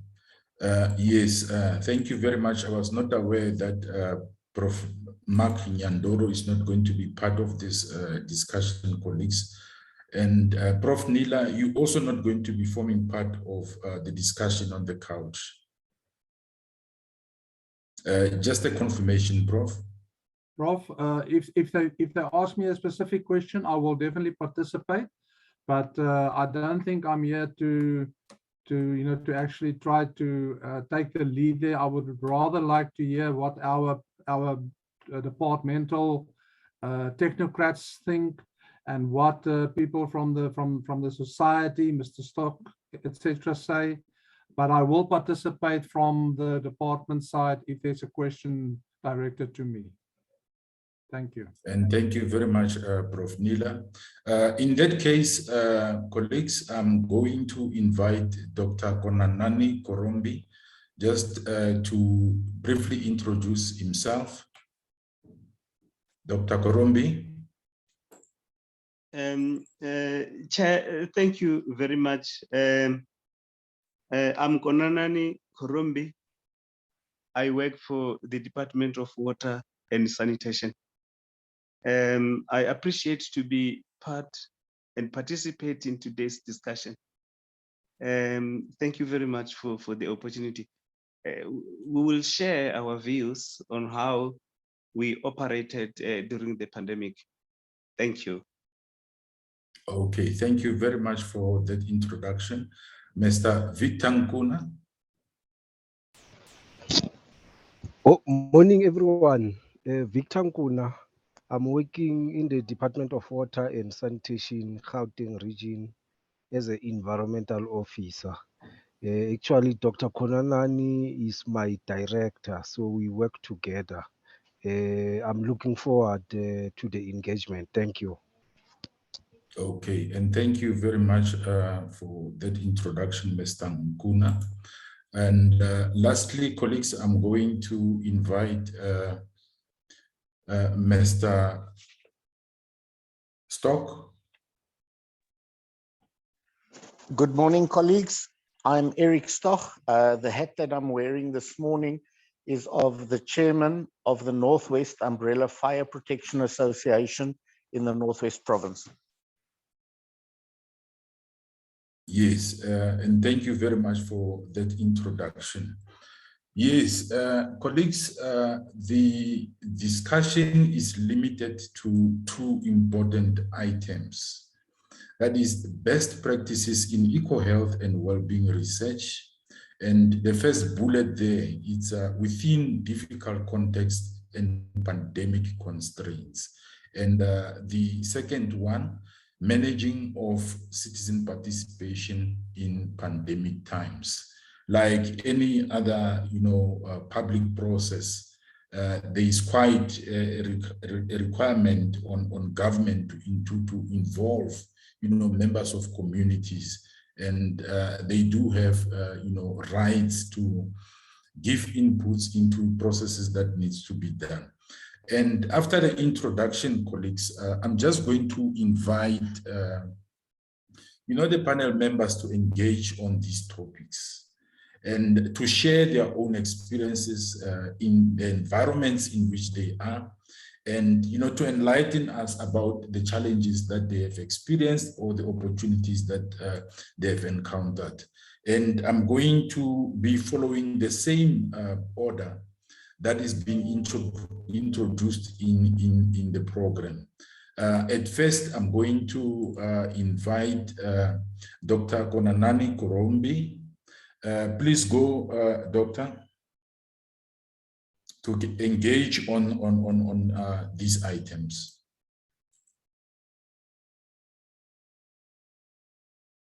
Dr. Korombi.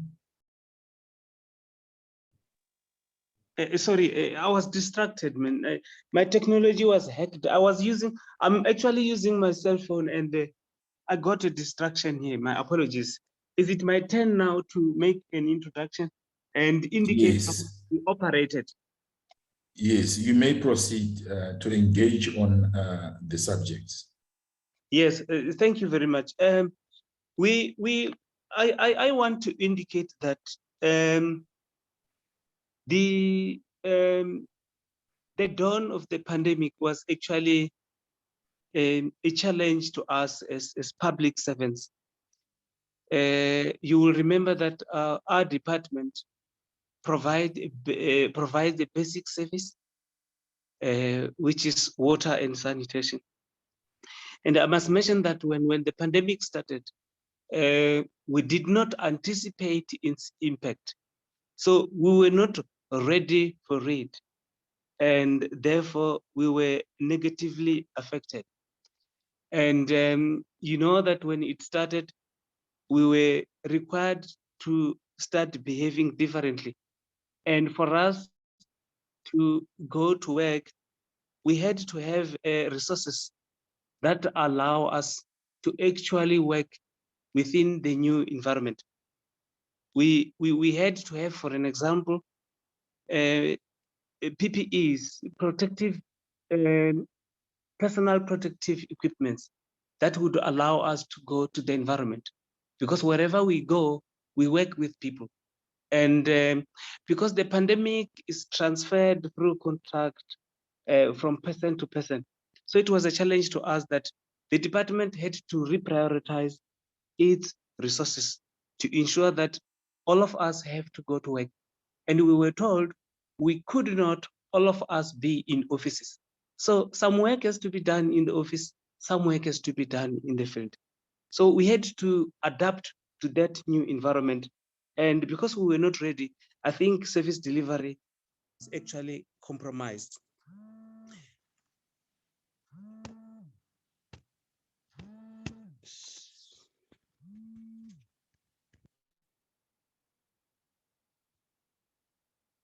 Sorry, I think this continued to distract me. So we had those challenges. So the service delivery was actually, do you hear me, Prof? Hello? Yes, I can hear you, Dr. Kurumbi. You may proceed. They keep on interrupting these people, man. So I was just indicating that the challenges of the pandemic actually impacted on service delivery. Now, you will remember that our engagement with stakeholders is mainly dependent on the data that we collect in the field. We should be able to go in the field to verify what is happening. We collect data that assists us to take decisions on water resource management and on water services. And if we don't have that, it is pointless for us to have all these forums where we debate, because there's nothing on which to debate. So there are, on the other hand, activities that are taking place that are illegal. Those illegal activities require our regulatory interventions. And during the pandemic, it was difficult to know where illegal water uses are taking place. And as a result, we do believe that a lot has happened that has affected our resource. So that is how negatively we were impacted. But it was not only the negative side that was brought by the pandemic. I think we learned a lot. There are good lessons that we can share, and some things that we think if we continue to work on, I think will even improve service delivery. On that, you will remember that the dawn of the pandemic has forced everybody to actually work remotely. When you do that, you had to have the technology. So we were forced to adapt to the fourth industrial revolution, forcing us to use our computers better, forcing us to use our cell phones better. Our meetings, the mode in which we are engaging today is because of what has affected us. But this is a positive thing. And this has brought a lot of efficiency. In a day, instead of attending one meeting, you would find that you can even attend up to 3 meetings, because you don't have the time to drive to go to a meeting.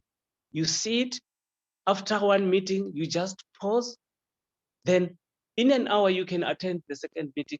And that is the reason why I think this can be seen as one of the positive input, the positive impact of the pandemic. And we have seen some improvement in service delivery on the other side. During the pandemic, our department actually took a decision to improve access to basic water to the poor. We had a drive that was led by Rainwater, where we supplied tanked water to areas that did not have access to water before the pandemic. And in those areas where we delivered such basic services, we are trying to formalize services so that these people can continue to have the water. And so this is one of the positive aspects that can be reported. And I think I want to stop there, but I've tried to paint a picture that we were negatively affected, but had to adapt to the environment so that the positive impact can also be realized. And thank you very much. Yes, thank you very much for that brief discussion, Dr. Korombi. I'm going to then now invite the next panel member, Ms. Tankuna.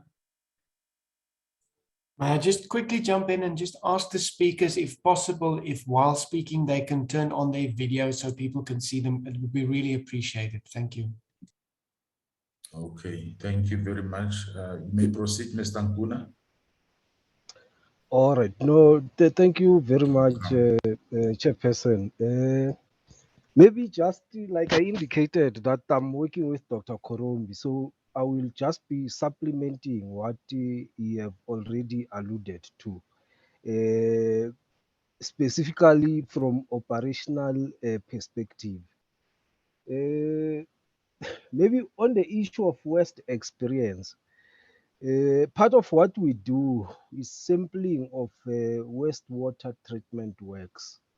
And as officials, once we got information that in terms of wastewater treatment works, they can be able to sort of trace the COVID-19 trends in communities. I think that really paranoid us because it placed us in the direct contact with the wastewater. Although in exercising that activity, we do observe safety precautions like using of gloves, using of sanitizers, but it really paranoid us to think that through that line function, we can end up getting COVID-19. And then secondly, the issue of inspection.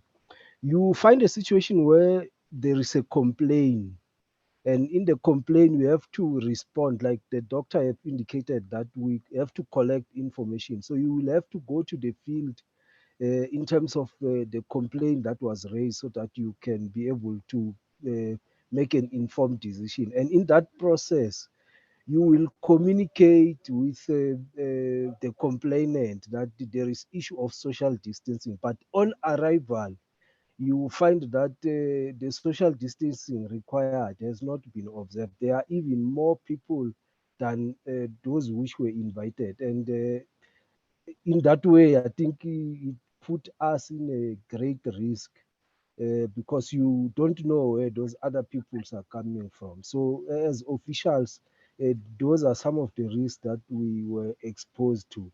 And then the other issue is the issue of visiting a facility. And in that facility, when you engage with the facility management, they will tell you that last week there was an official who passed away as a result of COVID-19, and you are already at the site. When you made the appointment, you were never warned of that possibility. And when you are at the site, now you are told that last week one of the officials passed away as a result of COVID-19. So that really increased the paranoid in terms of officials.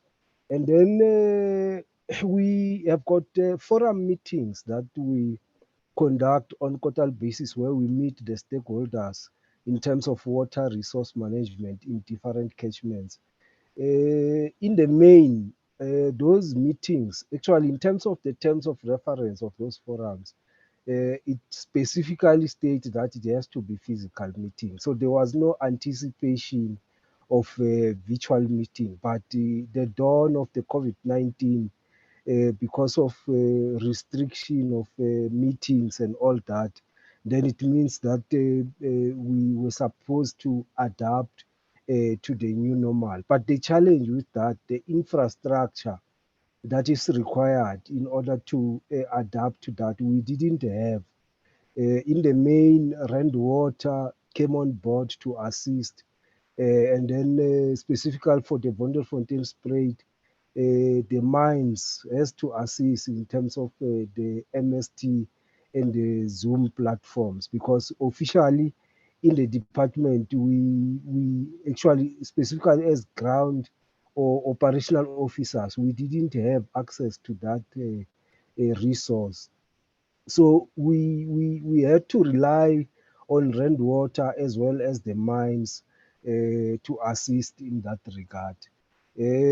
What we have found through those platforms, like the doctor have already indicated, we have found them to be very effective, to a point where attendance has also improved. In terms of physical meeting, the number that we recorded in the virtual platform, we found that more stakeholders were finding it easy to participate, to a point where we are considering that even if the pandemic is over, which we don't know if it will ever be over, there will always be an integration between the physical and the virtual meeting, based on what we have seen in terms of the response that we received from the stakeholders. So in the main, those were the challenges, those were the opportunities that were experienced during the pandemic. Thank you.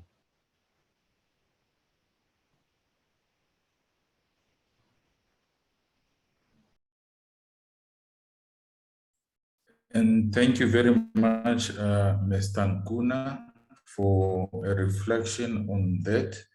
I'm now going to invite Mr. Stock, colleagues. Mr. Stock, may come in.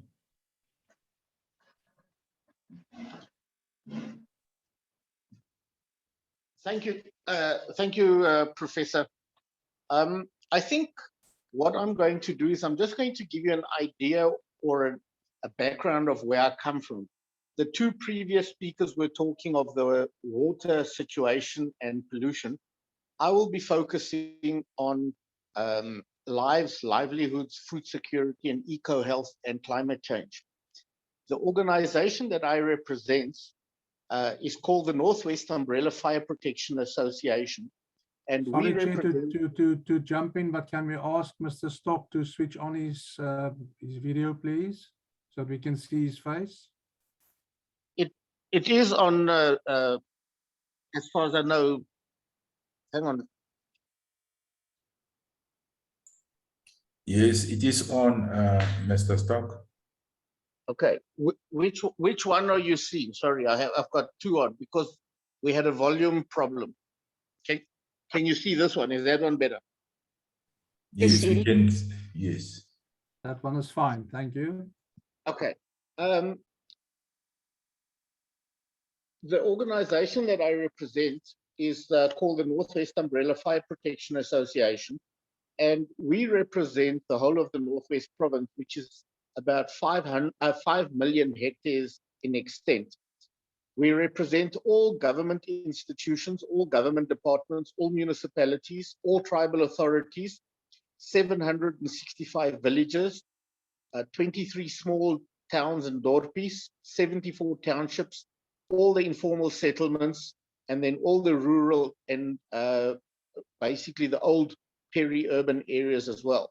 But because of COVID-19, we have now had to take on the additional responsibility of fighting fires in the built-up or the urban areas as well, because the municipalities in the province did not have the resources, either manpower or equipment, to handle the fires. An example is, for example, in the Makwasi Hills area, where the community during the COVID-19 pandemic were upset because the municipality weren't combating fire, so they burnt down the fire station. So at the moment, for the whole area of the Larevel, Ottosdal, Sunnyhof, and the surrounding rural areas and the traditional areas, we as the Fire Protection Association volunteers are now the de facto fire department. The problem that we face is the municipality still pays salaries to people sitting in an office who don't have a fire engine. They give them standby and overtime allowances as well, whereas the volunteers do the firefighting to protect the community at their own cost, their own risk, and in their own time. As I speak now, the latest data is that we've had 25,354 fires in the province, and 738,303 hectares have burnt, and the loss to the economy of the province is estimated to be about 4.5 billion rand. The 4 agricultural unions in the Northwest Province are working with us as well to try and assist and mitigate the problems.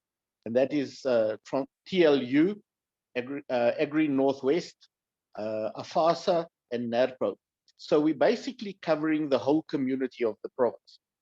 And the problem that I'm faced with, and when you do the research and you're actually actively involved, the problems that we are faced with is that in the first place, government treats us as if we're a privately owned company, and I'm going to take the fault of my mouth.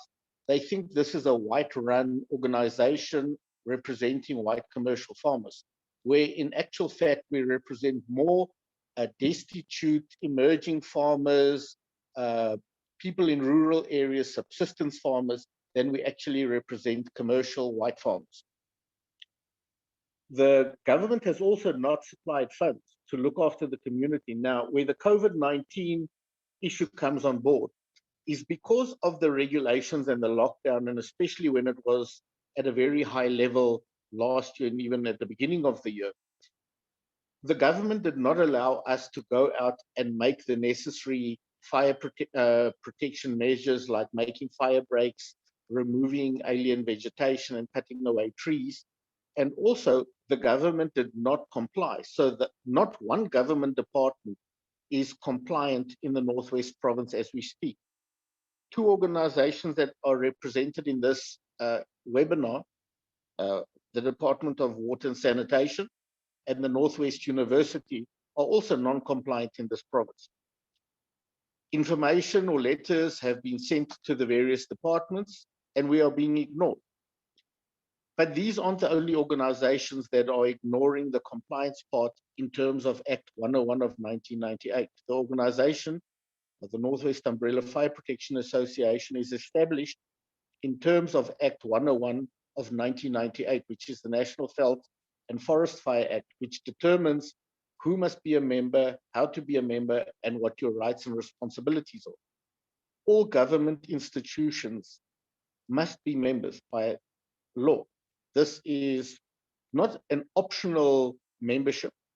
It is something which is a statutory requirement, and we have to now issue non-compliance certificates to the various organizations, which will lead to disclaimers. And this, unfortunately, increases the situation where you're now bringing in, call it an animosity with the various stakeholders, because they now see you as trying to nail them because you're issuing a non-compliance certificate.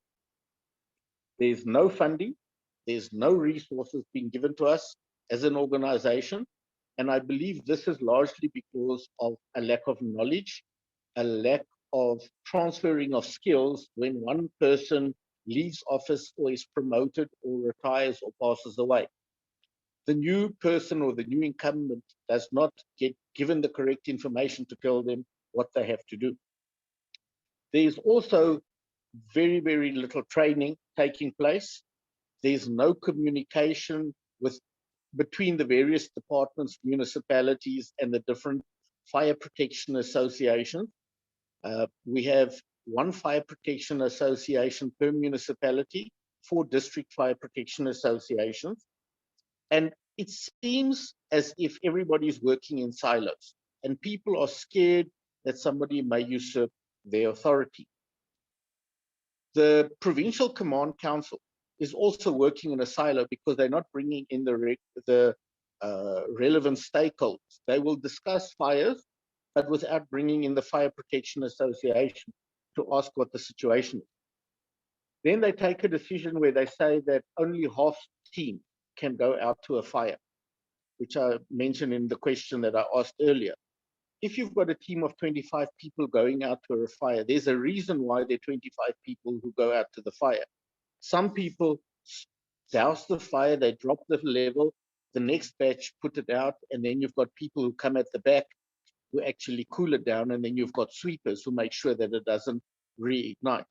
If you don't have a full team and the fire is being pushed by winds in excess of 70 kilometers an hour, it means that it burns from Ventersdorp to Potchefstroom in actual fact in a period of about 30 to 40 minutes because of wind gusts and the manner in which the fire is pushed.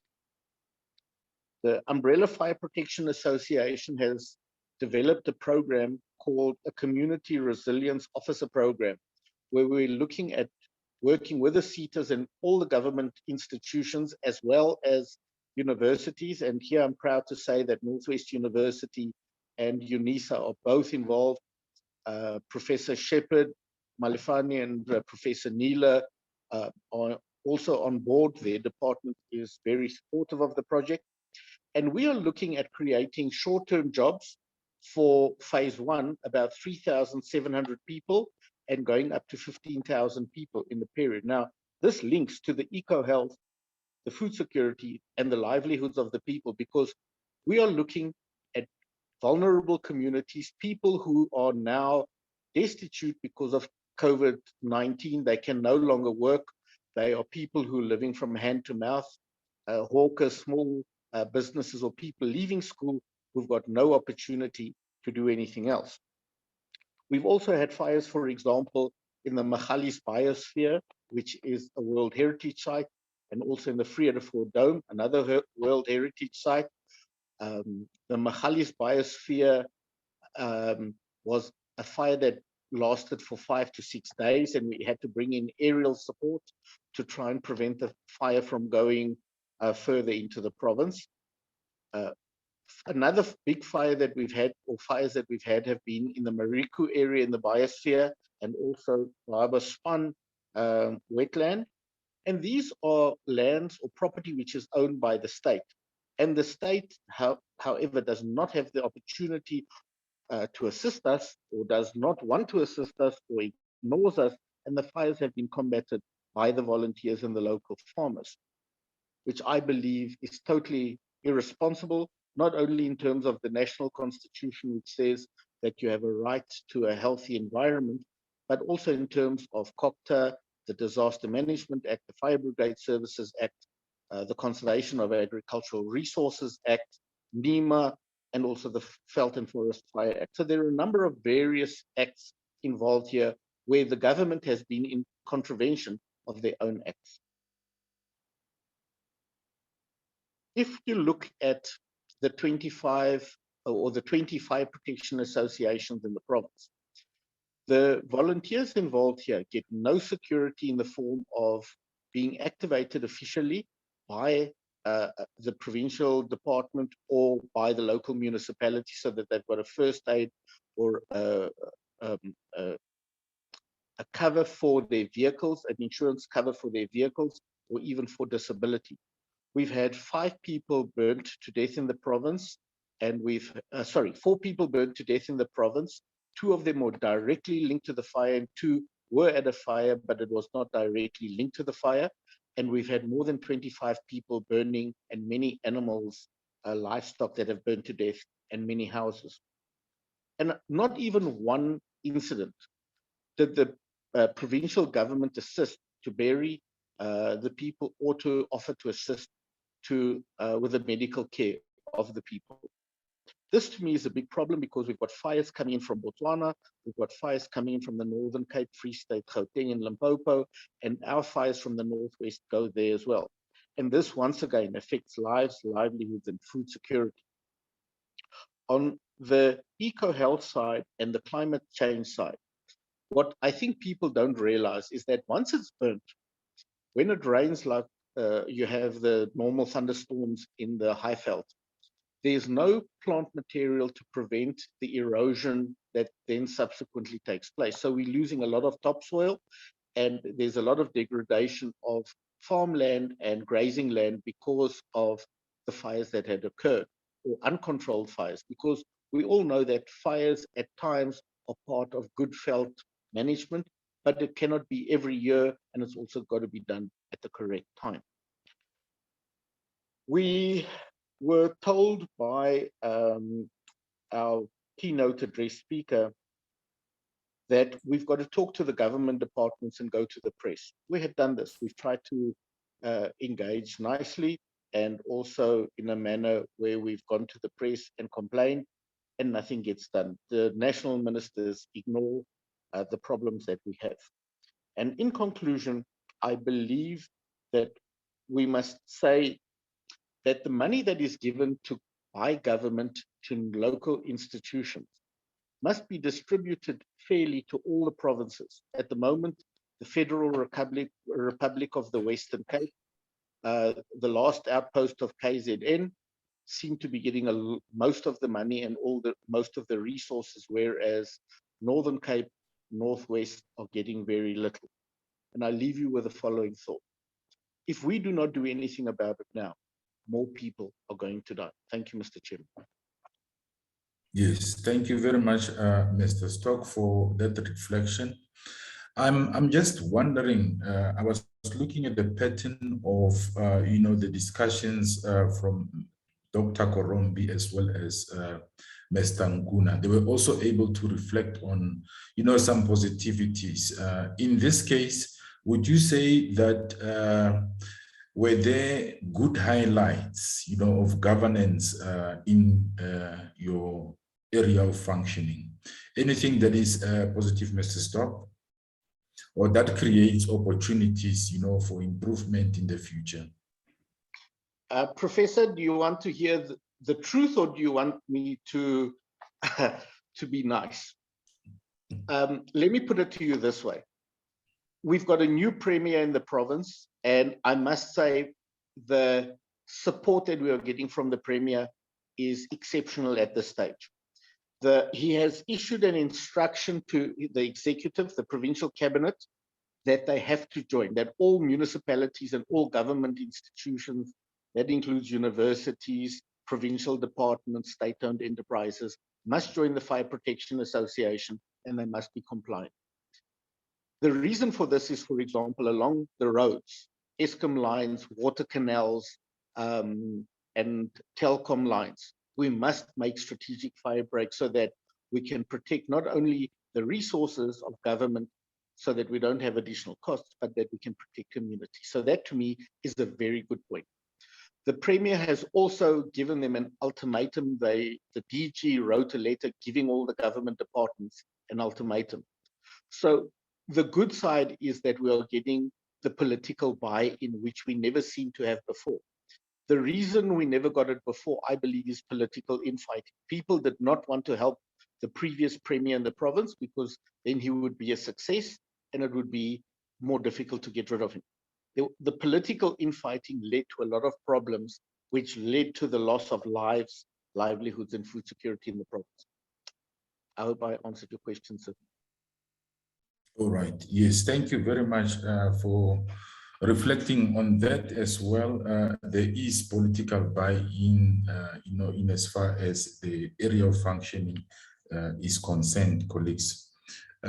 Yes, another item that we haven't really spoken about, and it's part of the program, it's the measures that were taken in order to involve communities, and that is the second bullet as highlighted in the program, colleagues.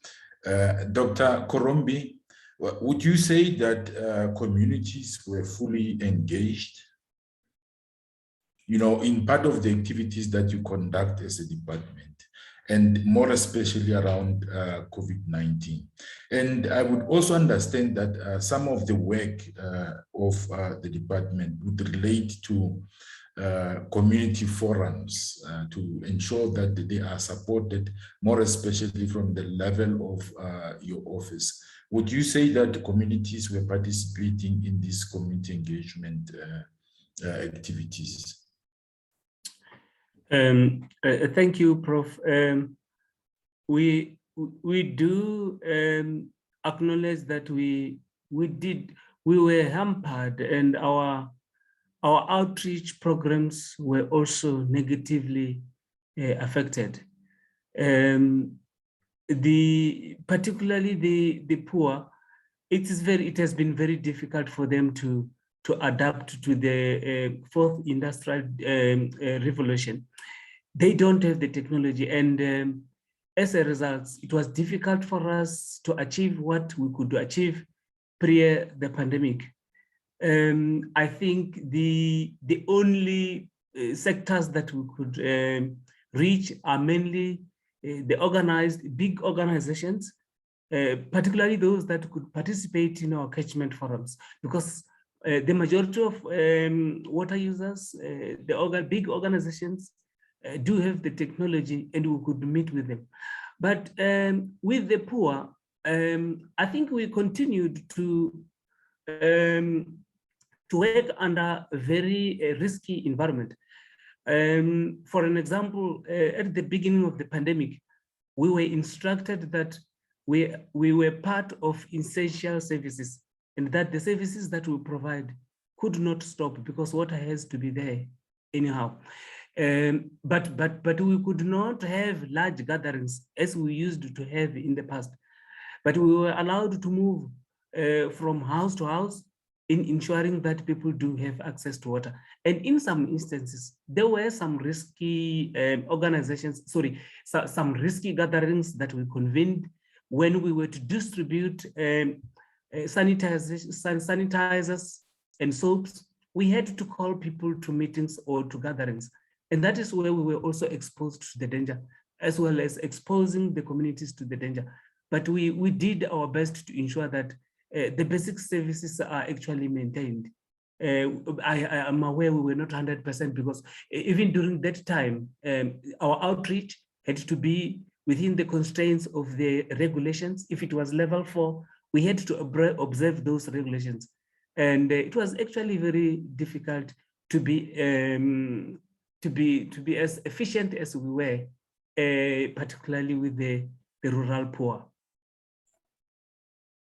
Yes, and thank you very much for that reflection.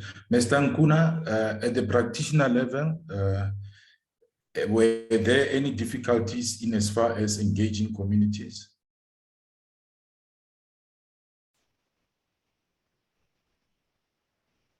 All right, thank you, Chairperson. I think I will agree with what the doctor said, that mainly the big corporates, they are the ones who were able to participate, but the ordinary members of the community, they remain challenged in terms of the technology. So yeah, I think I will agree with the doctor in terms of those sentiments. Thank you. Yes, thank you very much. Mr. Stock? Mr. Chairman, I'm trying to put on the presentation. Just a map. Can you see the map? It's an email that is showing. It's an email that is showing. Hang on, let me just see. Okay, right, sorry. Can you see the map now? Yes, it is showing. Thank you very much. You may proceed. Okay. Colleagues, if you look at this map, this shows the burn scars, in other words, the 25,354 fires that we've had in the province from the 1st of May till the 18th of November. This area here is hard hit, and this area is very hard hit, and this area is hard hit. Now, the area of Moses Kotane municipality is the second worst municipal area in the country with regard to the surface area that has been burnt in this fire season. Then it goes to Rustenburg, this area, then Mafikeng, and then Dr. Ruth Mompati, and then Dr. Kaikai. Now, the problem that we have here is we have a lot of traditional leadership in the area, and the public participation, in my opinion, is really pathetic. We have not had the support from COCTA that we have requested and that we should have had in terms of the Act. In this area here, it is mainly Batlaping Bahamutibi, and to date, we are still battling to get hold of the traditional leadership to assist them to prevent the fires or to help them combat the fires in the area. In this area of Khanyesa, Morokweng, we had 5 people burnt on one day because of government inability to comply with the Act, and also because of people not making fire breaks. Of the 5 people who were burnt that day, 2 of them unfortunately passed away. In this area of Moses Kotani, however, the Bakhatla Bakhafela have come on board together with the Moses Kotani municipality. Rustenburg is very involved, and Dr. Kaikai is very involved. But in the Mafikeng area, and you can see it's quite bad, we are getting very, very little support from the traditional leadership. However, the agricultural unions, the traditionally white agricultural unions like TLU and Agri Northwest, are very, very supportive. And AFASA and NARPRO, which is the National Emerging Red Meat Producers Organization, have come on board, and they are now unwillingly dragging people on board who did not want to be members and do not want to comply with the Act. But this represents 738,303 hectares, which is 14% of the agricultural land of the province and about 7% of the total area of the province. Had there been better public participation and had there been better community or stakeholder involvement, I believe we could have brought this down to most probably 10 or 20% of the damage that we experienced in the province. Thank you, Mr. Chairman. Yes, thank you very much, Mr. Stock, for that reflection. Yes, when I look at your discussions, colleagues, briefly, you have highlighted on, the negativities, things that were not going as planned, things that would actually would not have produced, a good indicators. And you've also reflected on the risks that were associated with the pandemic. For an example, go attending to certain events, to hear that there are people who have passed on just recently, and the limitations on meetings. Those are the things that were actually reflected on. Dr. Korombi, you have reflected on certain opportunities that were brought by COVID-19, as well as the use of 4IR and improvements in service delivery. Yes, thank you very much, colleagues, for your reflections and discussions. We are left now with about 12 minutes, and I would want you to withdraw these discussions to a conclusion. So probably we can have some 2 minutes to respond to the questions that would have been posted on the chat. So I'm going to start with the names again, following the same order to draw, concluding statements from yourselves. And I'm going to start with Dr. Korombi. Doctor? Thank you very much. We appreciate the opportunity, but in moving forward, what I think is that as we stand now... Doc, I'm sorry to interrupt. Yes. Please show the face. Prof, there I am. What I wanted to say in conclusion is that we do have experience and we have learned a lot on how to behave during the pandemic. And with adaptive management, of course, there are things that we would like to continue with even after the pandemic. If the world surpasses the pandemic, the fact that we've entered the fourth industrial revolution, that is a no-return point. We'll continue with that. But we have noted we had a loss.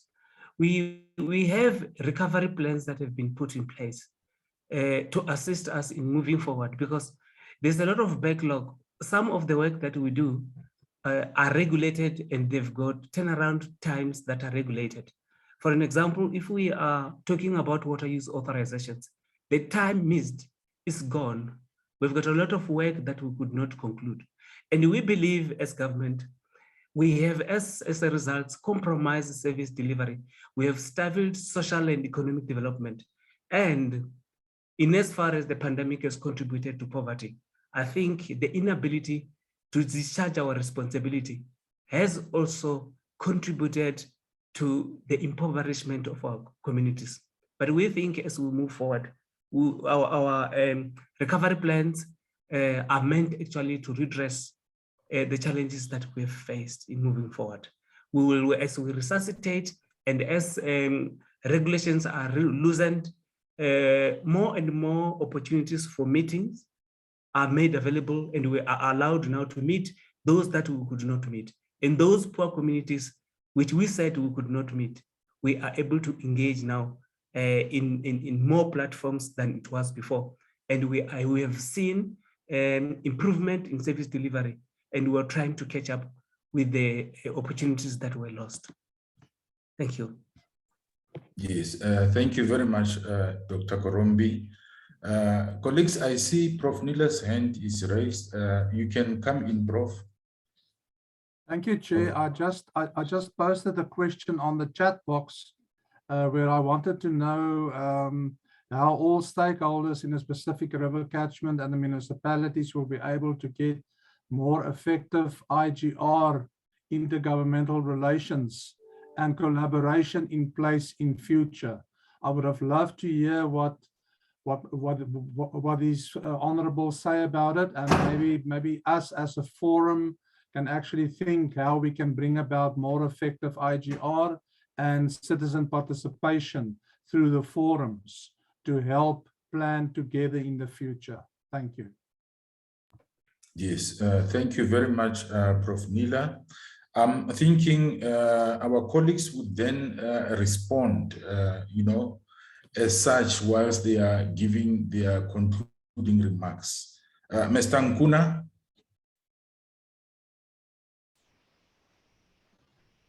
Your concluding remarks, whilst at the same time reflecting on the question that has been posed by Prof. Nila. All right. No, thank you, Chairperson. I think in conclusion, I will say that the integration between the virtual and the physical platform is the way to go. So that will address the inability by the locals and marginalized community to be able to fully participate, while also in the same time allowing those who are resourced to be able to participate in an efficient and an effective manner. So in terms of the IGR that the professor have raised, I think it is necessary that as government, we don't work in silos. There is a great need of integration, because if there is integration, I think it's when we can achieve a lot rather than if we are working in silos. In terms of our forum, Wonderfontein Spread, we have already started this. In the forum, we have representation from DMR, we have representation from NNR, we have representation from Department of Agriculture. So already the integration is there. It's just that it needs to be enhanced to achieve more. Thank you. Yes, thank you very much, Mr. Nkuna. And now we are going to call colleagues, Mr. Stock, who's going to be the last one. Mr. Stock?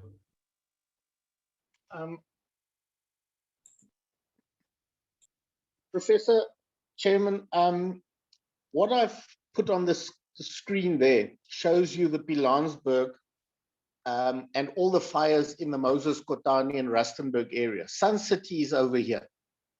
Now, why I'm showing you this is because when one looks at the impact of COVID and the fact that there's lockdown and social distancing, I fully understand it. However, to go and social distance and lock down people who do not have a living or cannot earn a living means they sit at home and they're going to die of hunger. Somewhere along the line, there has to be a risk benefit, or we've got to go and look at a manner in which we can balance the two. How on earth do you want people who live from hand to mouth, who've got to collect wood to sell on a daily basis, or people who sell food on the side of the road, whether it is chicken dust or chisanyama, or they sell maguinya or something like that to look after their children, to tell them to go home and that they can't work and they're going to die of hunger, or the children are dying of hunger, and all they do is they put a little bit of something in a pot, they boil the water so that the children can see that there's food being cooked. They cannot survive on what they call Ramaphosa's money. The president and the government has given a 350 Rand grant. You cannot live on 350 Rand for your family if you do not have anything else. The problem that we've got to look at here is we've got to bring, as Mr. Nkuna has said, we've got to bring all the role players together, that we do not work in silos. And unfortunately, government is well known for doing this.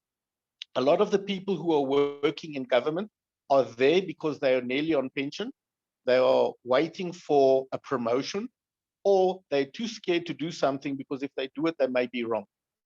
And money that is available gets sent back and it's not spent on the right things because they're scared that there may be collusion or tenderpreneurship or whatever the problem. So my suggestion would be the following. We've got to look at the provincial disaster management advisory forums. We've got to look at the water fora. We've got to look at the command council in each province. We've got to look at the IDP process. We've got to look at the portfolio oversight committees of the various provincial and national government departments.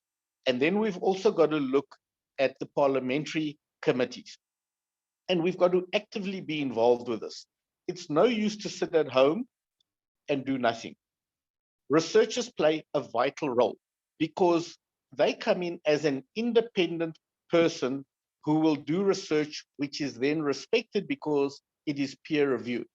If an organization makes a representation or a presentation, and it is not linked to an organization of higher learning like a university or the CSIR, provincial government departments and officials tend to ignore the information and nothing gets done, which leads to a risk of lives, livelihoods, and food security.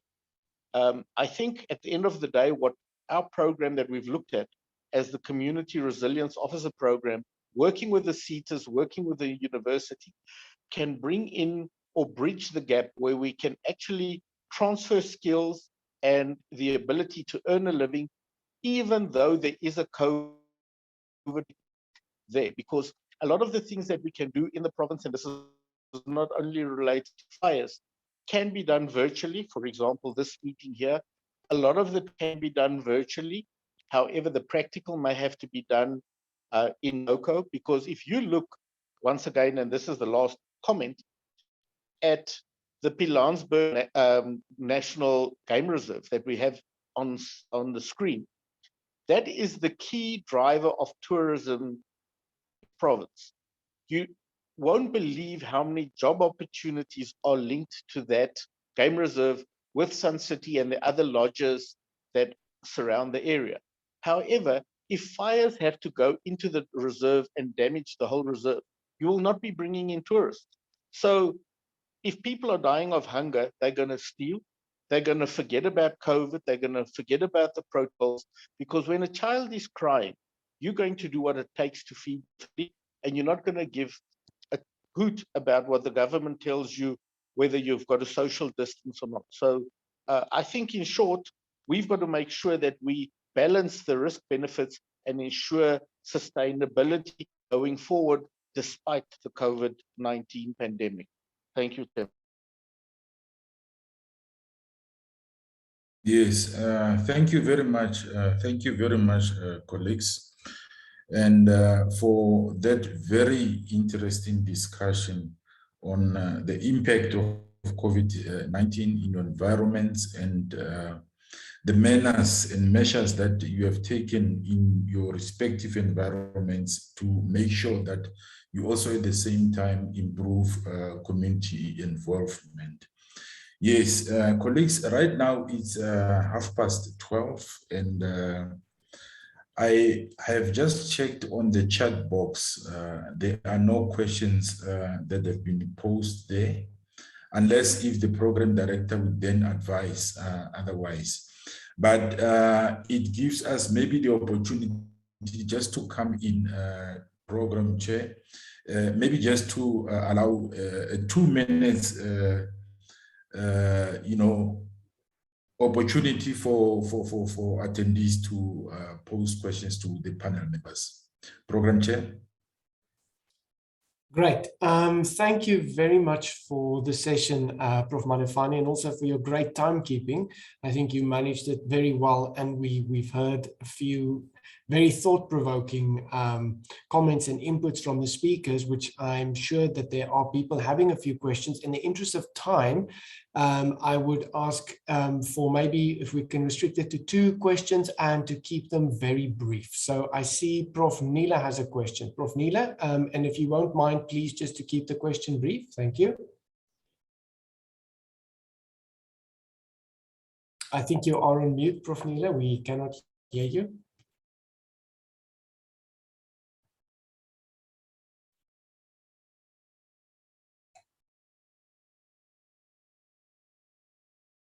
I still see the microphone is on mute. It's unmuted. Sorry, Chair, that's an old hand. It was answered by the people in the various conclusions. No problem. No problem at all. Anybody else wishing to ask a question? I see. Mr. Stoch, please continue. I see you have a question. Mr. Chairman, this is a question to actually all the colleagues who are attending here today. As I said to you earlier, I represent 20 local FPAs, 4 district FPAs, and a provincial FPA. What I would like to recommend or request is if any colleagues would be interested to come on board with us to write articles. What I would like to do is to contact, well, we've already done this. We've contacted the CSIR for a research program or a project where we can write an article per fire protection association. So we will be basically like 25 articles, which will then be bound into an official report. If any colleagues here are interested to join us to do the research and to be part of this project, we would really appreciate this, because I would like to bring in as much expertise as possible. I don't want it to be written just by the umbrella FPA and our own researchers. So if people are prepared to come on board, we would very much like to have them on board, because the fires don't only affect the food security, but it affects water pollution, and there's a number of other issues as well. So we'd like to then present a report to each municipality and the provincial government, so that we can try and prevent this year's disaster next year, and to try and mitigate the solution using the report as the tool to do this. Thank you, Mr. Chairman. Thank you very much. I think that's a wonderful opportunity, and very kind of you to extend that offer. So I'm sure Mr. Stoch's contact details will be available. So if anybody is interested in that, please feel free to contact him. And now we move to our closing, which will be done by Professor Elise van Eden. So she is going to close with a talk on when history talks about health, diseases, pandemics galore. And then she will handle the closure afterwards. So Prof. Elise, up to you. Thank you very much, Werner, and all the colleagues that still remain for this last half hour. We really do appreciate, and while I'm talking to you, I just want to ask Nicola, will you share the screen with me, please, so that I can also put my PowerPoint on. Then, colleagues, I want to say, and also people from other universities, I'm going to close my screen. My PowerPoint slides occasionally can be very busy, and I don't want us to have clashes there. I will come in again just after the slides. I have asked Bernard to warn me in the middle of the presentation, as I have the habit, like women apparently do, stereotypically, I talk too much. So I'm going to share with you my screen, and then we can start.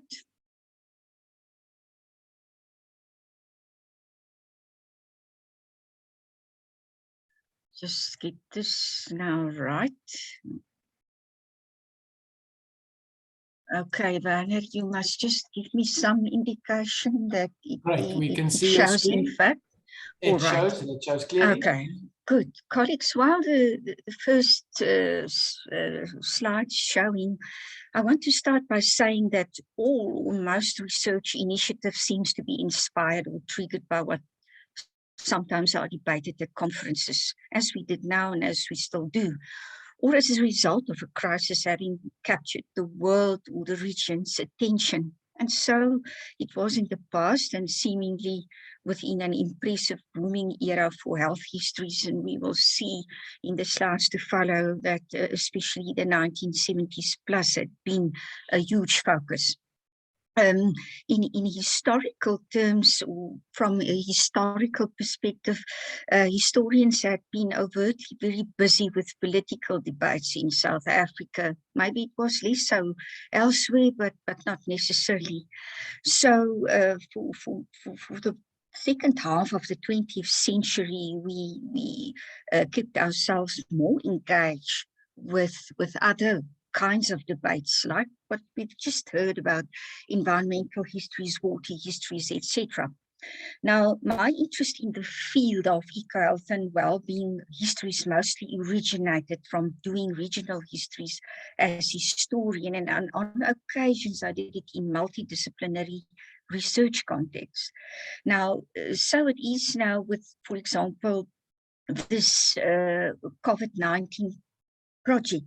Now, with the COVID-19 pandemic entering Africa and South Africa, as you know, since the late February last year, it also immediately embargoed many forms of fieldwork research and impacted on already tight completion schedules.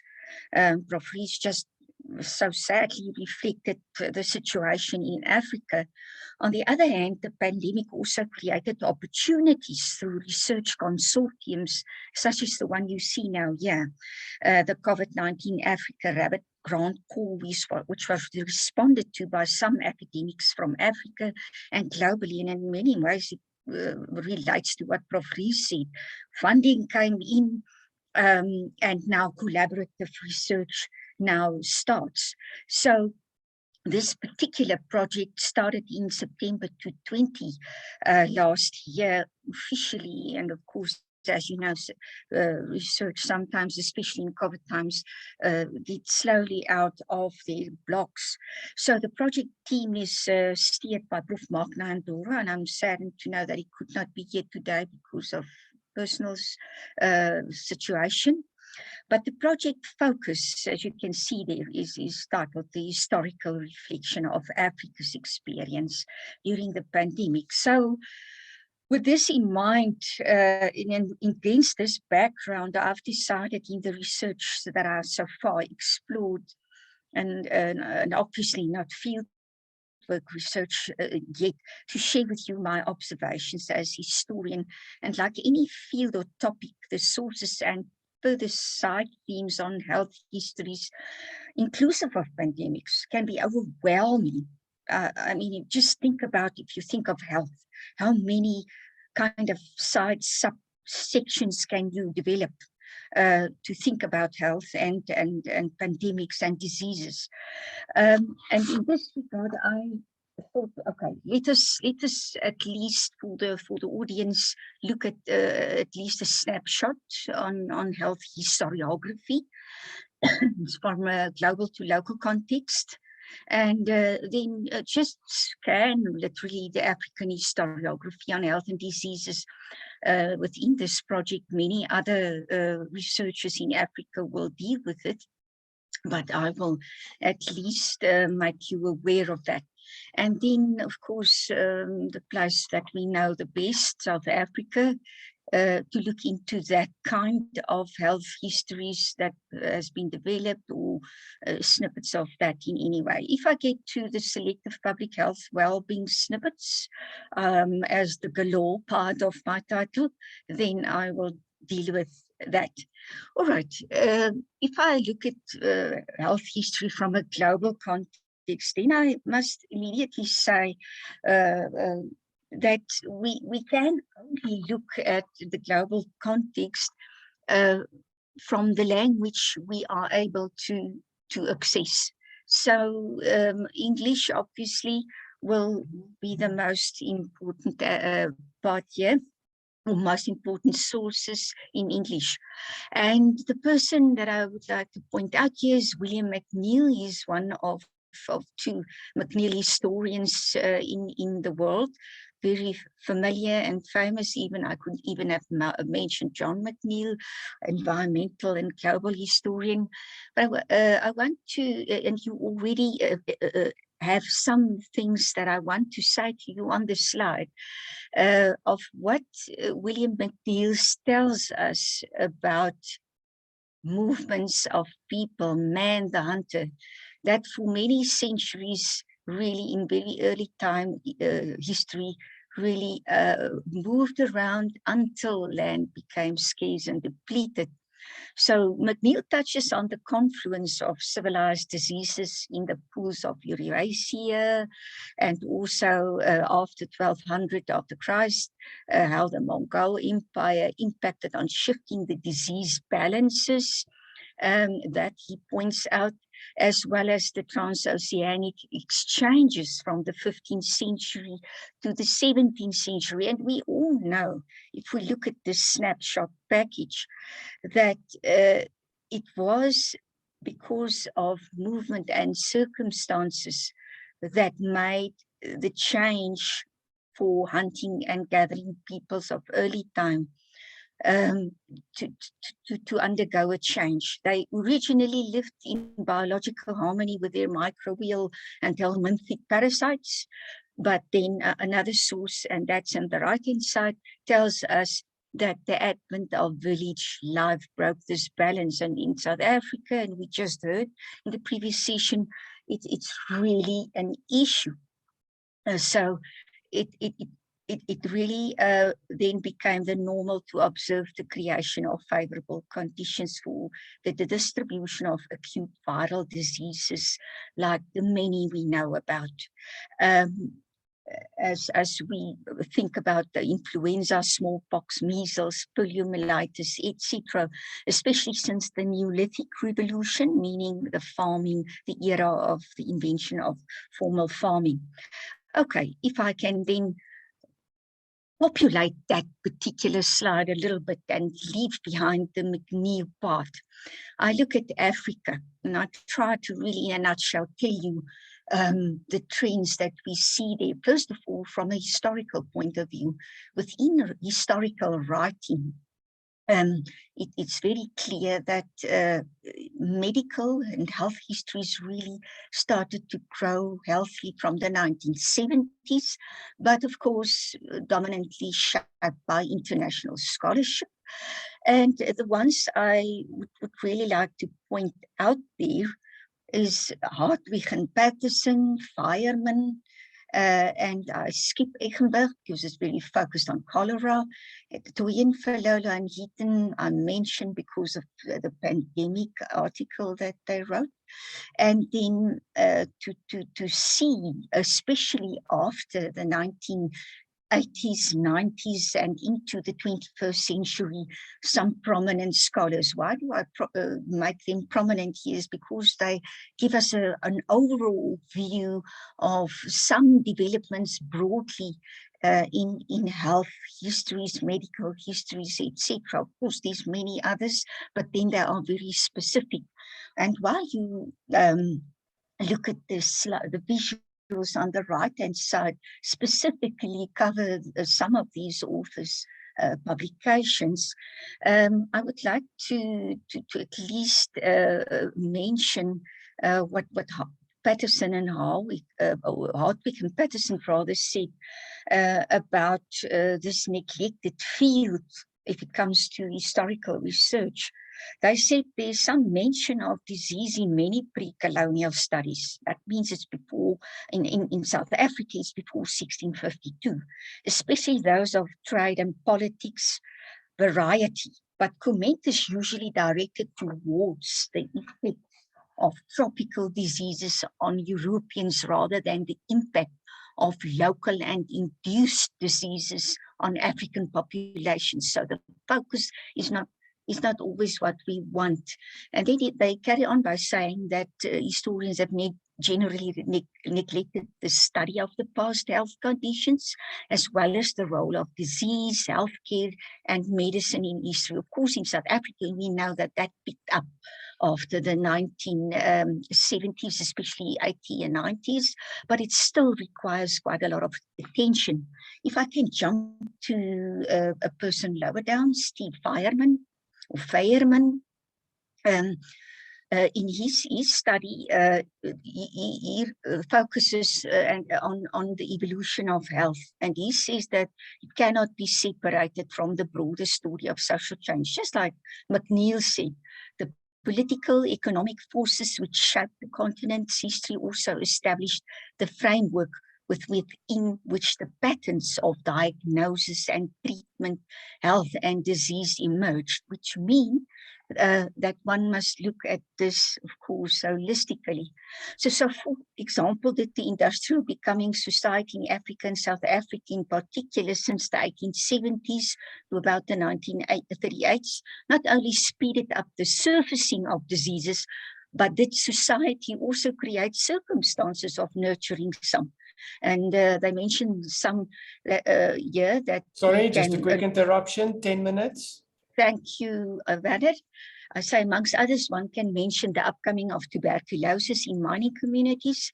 I'll come to that quickly. Then Kenneth Kippel and Virginia King added another dimension to Africa's health history with their Black Diaspora publication.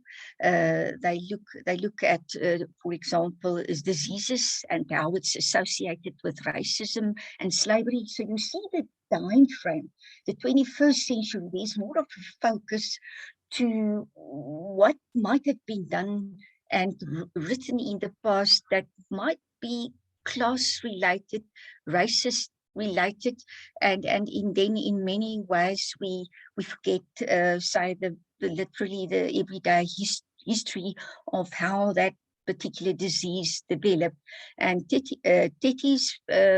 from Teti's pen we can think about the medical history and very informs of the first contact with Western medicine in Africa, for example, was obviously in West Africa. I have to skip that whole part. I wanted to say something about the left-hand side text, but let us move forward. So if I populate the full slide and getting to the right-hand side of South Africa, then I need to point out South Africa's contributions in this regard. Perhaps before I start quickly with Burroughs, whose publication appeared in 1958, there's one earlier one and maybe one with further research, there will be more to be pointed out. And that is George McCall Thiel, who already seemingly in 1910, and it was refreshed in 1964, after his death, I assume, his book on ethnography and condition in South Africa before 1505, which means it applies to the pre-colonial time, which in a way is great because we do really look also to publications in that regard. So, but historians need to look at that as well. But okay, to Burroughs, it covers biomedicine, careers, practices, and achievements. Really, very day-to-day narratives on what happened on the ground, and of course, obviously, it focused on white male doctors because how many others had there been? If you look at Leitler and Galvan, their contribution to South African medical history is very comprehensive. In fact, Galvan published many other sources as well on health trends, etc. I feel this is one of the many informative and interesting discussions, especially against the background of the current COVID-19 vaccination process, is that, for example, what they reveal is that vaccination had been introduced in South Africa during the short governing era of the Batavian Republic, 1803, 1806 in South Africa. And also something interesting to me is that also a period of quarantine was imposed on the 1820 settlers, the English settlers coming into the country, which means that in that early part of the 19th century, with all the different diseases featuring in South Africa, it was necessary. Okay, I jump a bit to Anne Digby quickly. She's not really a South African historian. She's a medical historian of Oxford Brookes University in Britain, and but she helped historian Howard Phillips not only with the hospital history of the Skier recently in 2008, but she seemingly developed a fancy to write about our medical and health historiography in South Africa. Though she skipped the 175-year Dutch period, she skipped some Afrikaans scholarship in this regard, but we don't blame her for that. But her approach also seemingly is that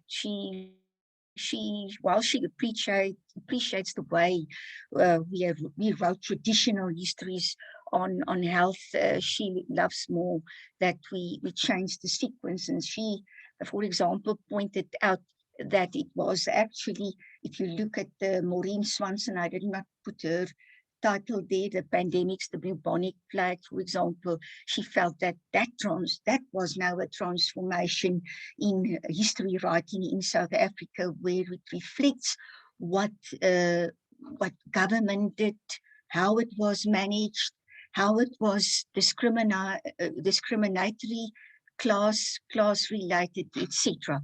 But let me rush. Okay, I'm going to really be fast on the African historiography, as it's not my claim to fame.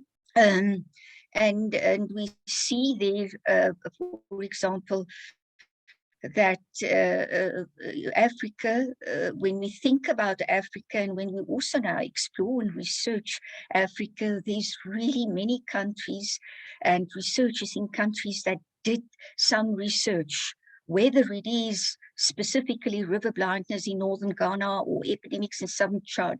It will be really an enormous challenge, but an exciting challenge to bring all of this together. But you see now what actually developed once more people really entered Africa, migrated from one place to another, etc.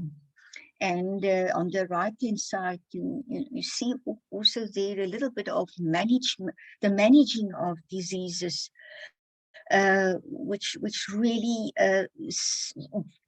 can be said are very similar, like what we experience and have. May I say, I should not say this, but really to understand as historian the past epidemics and diseases is to really experience it now. But this might have been a little bit more stricter, etc. Even moving people from one place to another was not so unfamiliar at the time. Just a quick jump to the pandemic. It will not be good if I don't mention something about the pandemic of 1918.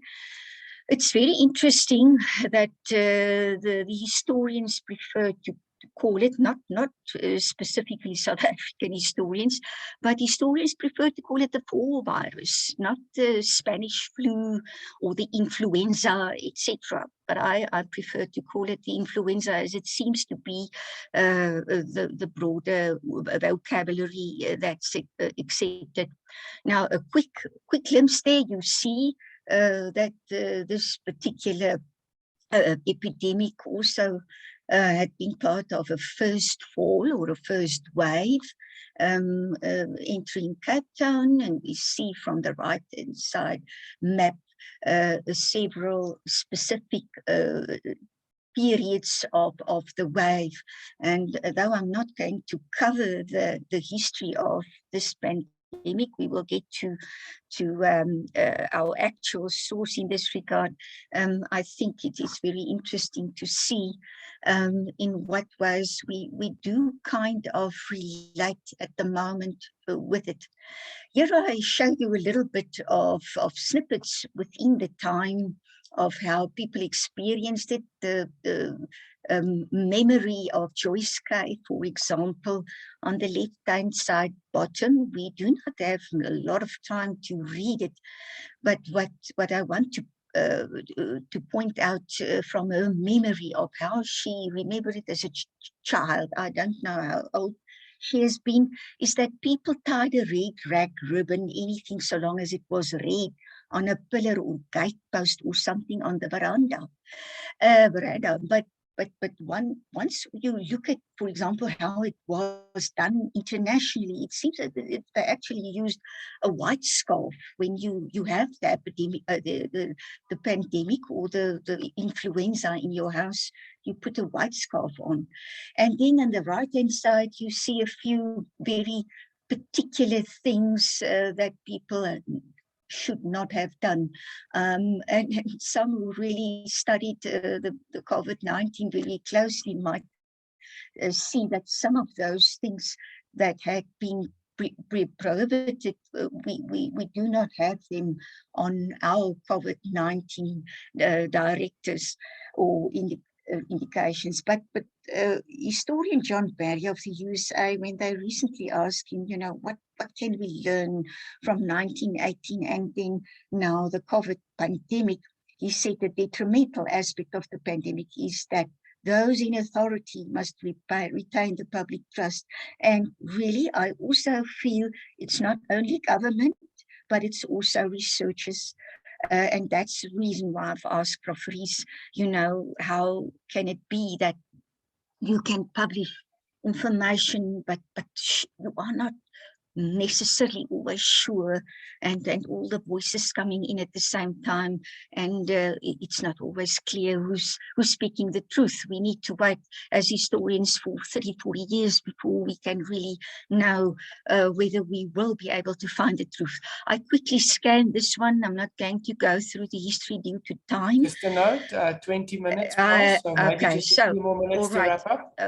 Okay, let us just show them Prof. Howard Phillips, our most notorious historian on the pandemic of 1918 in South Africa, but he has also pointed out our biggest epidemics in South Africa: the smallpox, the bubonic plague, the Spanish flu, now, poliomyelitis. Prof. Rees also mentioned it as still a serious threat, and definitely the HIV/AIDS, which really also has contributed to research in South Africa quite a lot. All right, Werner, I need to then be very selective in what I'm going to do now. Prof. Howard Phillips was recently interviewed on the COVID-19 project within an article in a historical journal. And I think I've tried to block what I think is most important. If you just allow me, he said, They're asking, do you think COVID-19 could also change our perspective on the past? And he said, I think what COVID-19 has underscored is the ignorance of the epidemic past. He talks to the historians, but also to the researchers. And then it was asked whether, should we more focus on the experiences and prompt historians to think about it. And then he said that it should be done. It should really be done, that we look at and collecting memories of those in living before those recollections vanish forever. Lastly, a very interesting point, although the whole question doesn't apply to it, how's the South African present similar to the different or different from the past? And I just selected this piece. He said a lot. He said it would be very illuminating of how religious beliefs have altered over time for a historian to track when and how, why religious responses to pandemics have changed. For epidemics like bedrock beliefs more starkly than most other social phenomena. Doing this would allow us to follow the development of one of the key components of the rise of science-based modernity and secularism. Colleagues, I'm nearly done. I just show to you, for example, a particular example of religion and vaccination. In the person of Dr. Abdullah Abdurrahman, a Scottish Muslim doctor in South Africa, having to stand in on behalf of the Muslims at a time when the bubonic plague was in South Africa and the Muslims did not want to be part of the vaccination. There's some other very interesting pieces of traditional medicine opposed to getting the people promoting traditional medicine also so far to work with the broader public health concern. And there's also another one. I can't go through them. And all I want to say is it's comforting to know that one of the historians in early times said that historians should not fear interdisciplinary approaches. And that is exactly what I've tried to do, colleagues. So, and that was my fast and speedy presentation to you, which I hope was clear enough, Werner. Right. I think that was a very comprehensive and detailed presentation that gave an interesting and a somewhat different perspective on this whole topic. And I'm sure that there may be some questions now. In the interest of time, I think we'll allow one or two quick questions before we allow Prof. van Eeden to close the session. So are there any questions? One that has been sent is, what is the normal lifespan of a pandemic, which Victor Nkuna has asked. He's actually posed it to everybody, so I'm not sure if it's a question you would like to answer or not. Well, if you look at the 1918 influenza, and I've tried to check it when a journalist asked me last year, it seems it's about 12 to 15 years to really get over it. In South Africa, we were lucky because in 1914, while the World War was still ongoing, they already started developing a vaccine for that particular virus, so that when it entered South Africa, we were already at least having immediately an establishment in 1919 of a public Ministry of Health, and they immediately started with vaccination.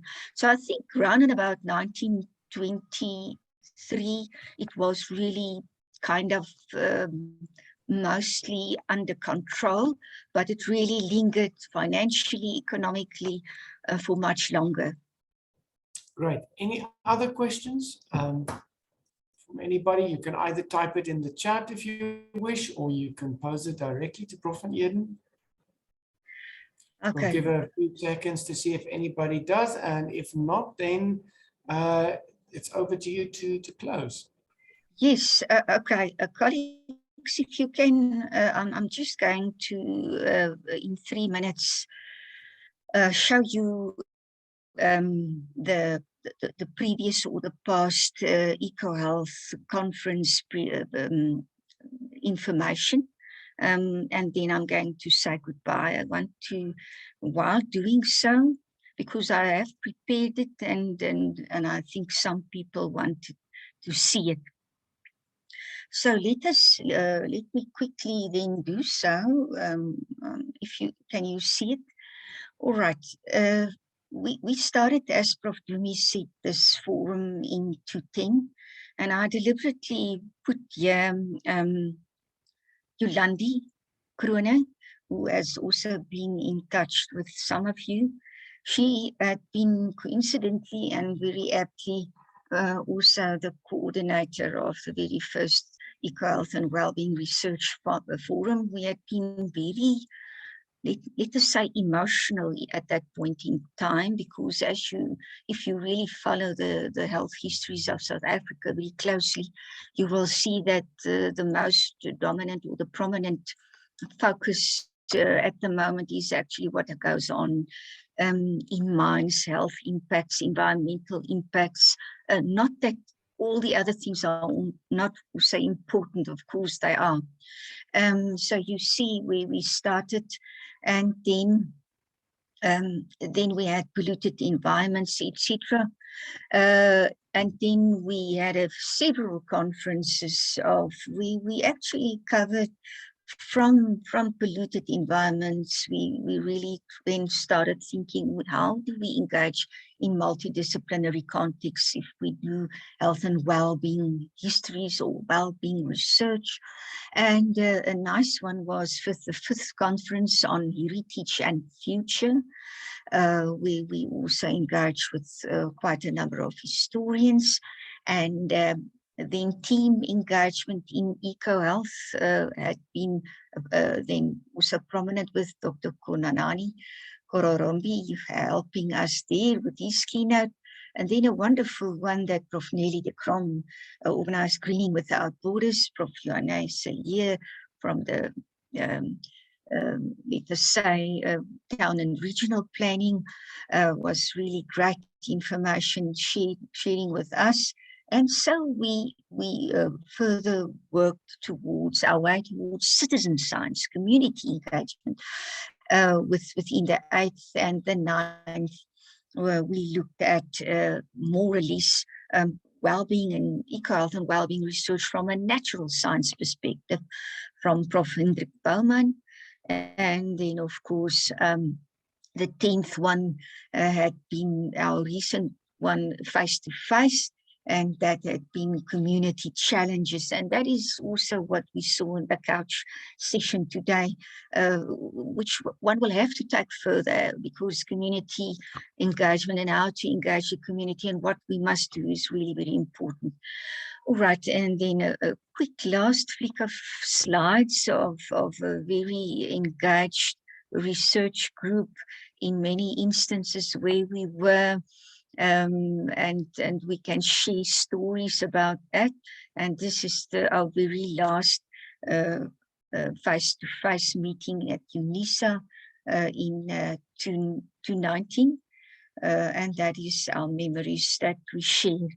And then all that's left now is for me to say thank you everybody who helped organize. Werner, thank you also for you that facilitated the Ecohealth and Wellbeing webinar. We close it down now. We say to Yolandi and to Eric and also to Nelly and all others who helped us,